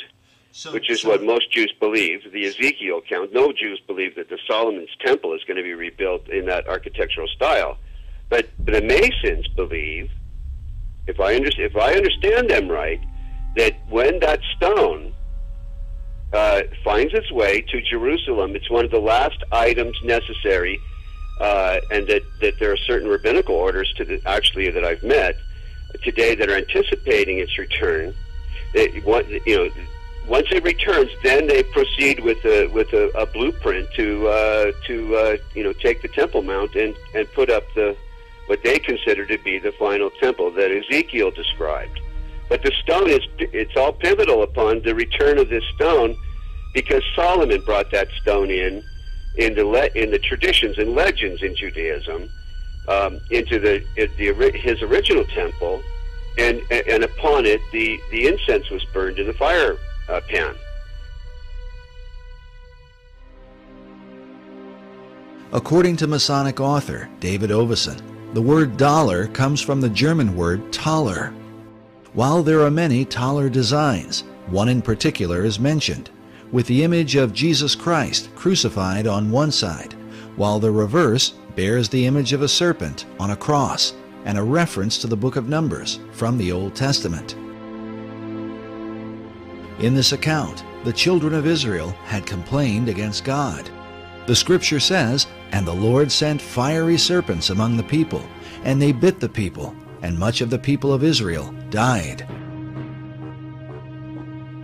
When they repented, God commanded Moses to erect a bronze serpent upon a pole, saying that everyone that is bitten, when he looketh upon it, shall live.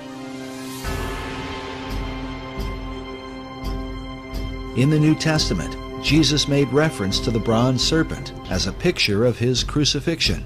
He said, "As Moses lifted up the serpent in the wilderness, even so must the Son of Man be lifted up, that whosoever believeth in him should not perish, but have eternal life."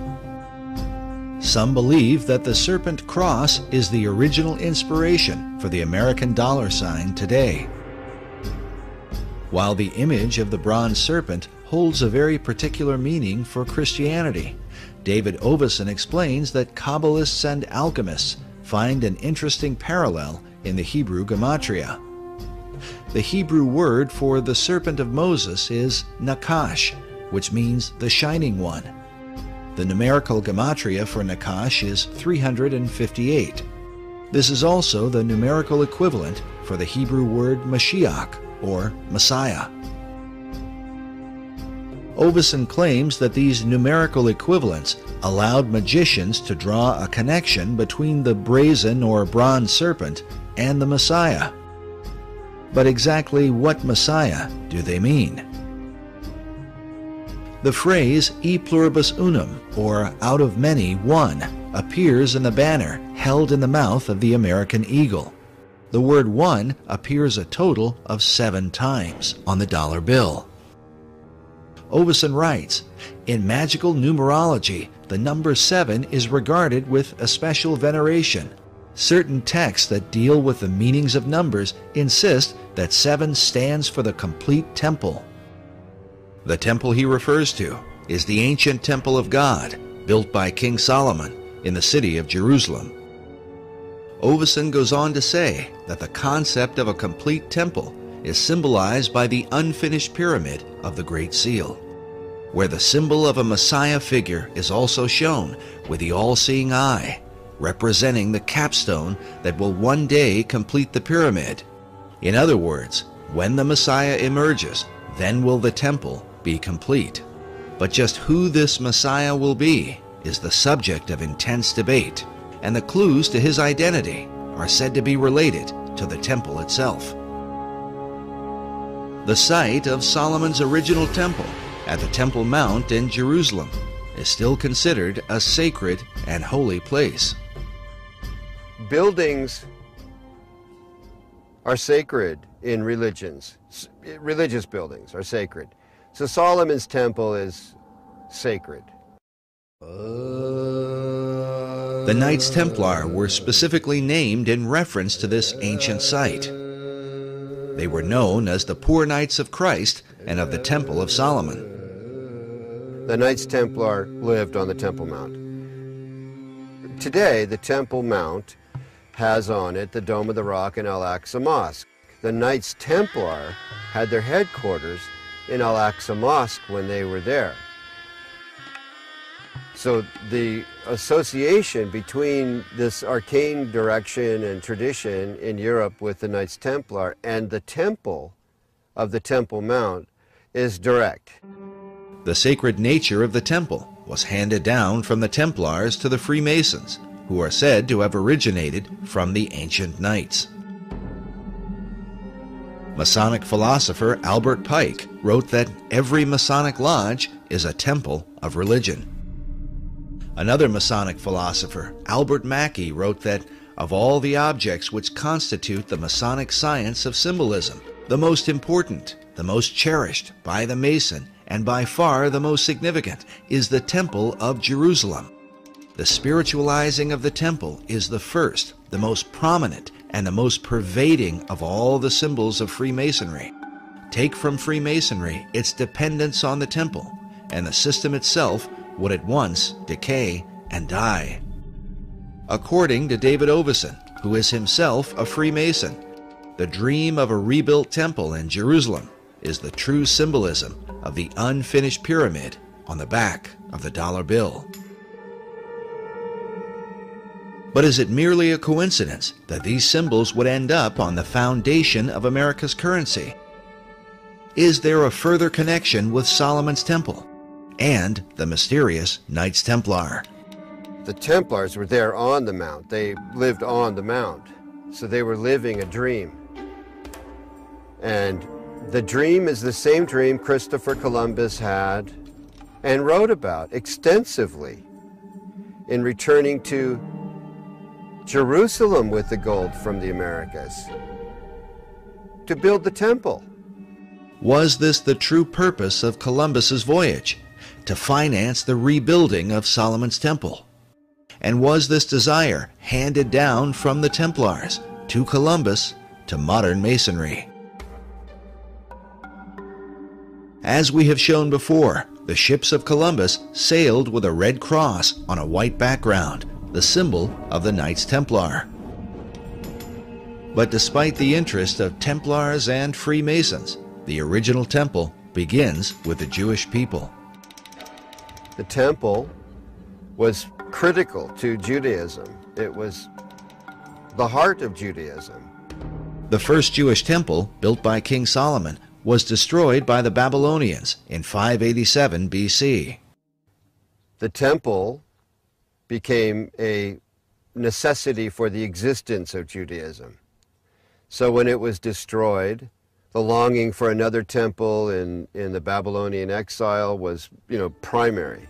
The foundation for a second temple was laid by Zerubbabel when the first Jews returned from their captivity in ancient Babylon. First thing, when Jews are able to return, they build a temple. There's Zerubbabel and Ezra and Nehemiah come together. There's a temple built. It's added onto over the centuries until you end up with Herod's temple. This second temple was in existence during the time of Christ and the apostles. But it would also be destroyed, a terrible event that Jesus himself had prophesied. The scripture says that the disciples came to show Jesus the buildings of the temple, and Jesus said unto them, See ye not all of these things? Verily I say unto you, there shall not be left here one stone upon another that shall not be thrown down. And when ye shall see Jerusalem compassed with armies, then know that its desolation is nigh. And so it came to pass that the second temple was destroyed with the fall of Jerusalem in 70 AD. Yet in the aftermath of its terrible destruction would emerge the dream for a third temple, and what some believe will be the final temple of all time. This arcane connection to Freemasonry has its roots in the longing for the temple, the longing for the final temple, for the ultimate temple where Hagoyim, where non-Jews pray with Jews, as the old books, the last old books of the Old Testament predict will happen. When does that temple get built? The idea of a final temple is shared both by Jewish leaders and the Freemasons. Yet the two groups disagree on exactly what the final temple would be. There is a common history here and a common longing. They'll never end up with the same temple. Jewish wishes for the final temple really don't resemble what Masons want to have built on the Temple Mount, which is a replica of Solomon's temple. With their mysterious rituals and secret practices, the Masons are often accused of intoxicating the world, making it drunk with ideas of a new age and a new world order, all of which are engineered toward the fulfillment of the new Atlantis envisioned by Sir Francis Bacon. Could it be that this is what lies behind the concept of a third and final temple? It, to me, makes perfect sense that the new Atlantis, as understood in the Baconian tradition, involves the final temple, the spiritual headquarters, if you will, of the new Atlantis. The idea of that temple is central to Freemasonry, the Knights Templar, and of this there is no doubt. They've all expressed it. All these arcane societies have let it be known that this is really ultimately a central goal. They seem to all gravitate toward there being a temple, a need for a temple, except Orthodox Muslims who say, no, we're the last religion. These buildings are fine, thank you very much. Become a Muslim and you can pray in them and hang out on the Temple Mount, which is not going to happen. So that leads to a pretty ugly likelihood. If people who want a temple get their way, there's going to be a bloodbath there. Also, I believe it's spiritual because Satan has always desired God's place. That's why in Masonry you have Jebulon right there on the altar, Baal, the ruler of demons, in the Masonic altar. And Masons are generally, obviously, being deceived. However, right there on the Temple Mount in Israel, you have the Dome of the Rock, and the Golden Dome, the Black Dome, and within these domes you have statements right there on Israel's Temple Mount, statements that Allah is God, and Allah has no, or God has no son, and Muhammad's his prophet, a denial of the true God and his son, Jesus Christ. And again, that's what 1 John identifies as being the spirit of Antichrist, those that deny the Father and the Son, 1 John chapter 2. And that's a harbinger of the ultimate Antichrist to come, who's going to sit in the temple of God, showing himself that he is God. So isn't it interesting? Here we have Benjamin Creme speaking of a coming Maitreya, who will rule as the coming Imam Mahdi of Islam. Of course, he can't really rule, and there can't be world peace unless the Jews, in his mind, are annihilated. And by the way, according to Muslim teachings in the Hadiths, when the Imam Mahdi comes, or when the Messiah comes, he will destroy the Jews and the people of the cross. So all of this stuff, incredibly, it fits together just too well. But praise God, because from my perspective as a Christian, Jesus Christ said, when you see these things beginning to take place, lift up your head, for redemption is drawing near. And I believe these are signs that Jesus Christ is coming again. And when he does come, he will defeat the Antichrist, and every knee will bow, and every tongue confess, including Benjamin Creme, including the leaders of Iran and Hezbollah and so forth. Whether it's in heaven or on earth or in hell, every knee will bow, declaring that Jesus Christ is Lord in the end. And what will all these things mean for the future destiny of America? According to David Oveson, it was Manly Hall who influenced the placement of 72 stones on the Great Pyramid of the dollar bill, since the number 72 is said to be a magical number in the occult. It was also Hall who taught that the American eagle was a cleverly disguised phoenix bird. In his writings, he documents this account from the 1st century A.D. There is a certain bird which is called a phoenix, and when the time of its dissolution draws near that it must die, it builds itself a nest. But as the flesh decays, a certain kind of worm is produced. According to this account, it is from this worm that the phoenix is reborn. This concept of a phoenix worm in its nest seems to be represented at the top of this column on a building found in Europe.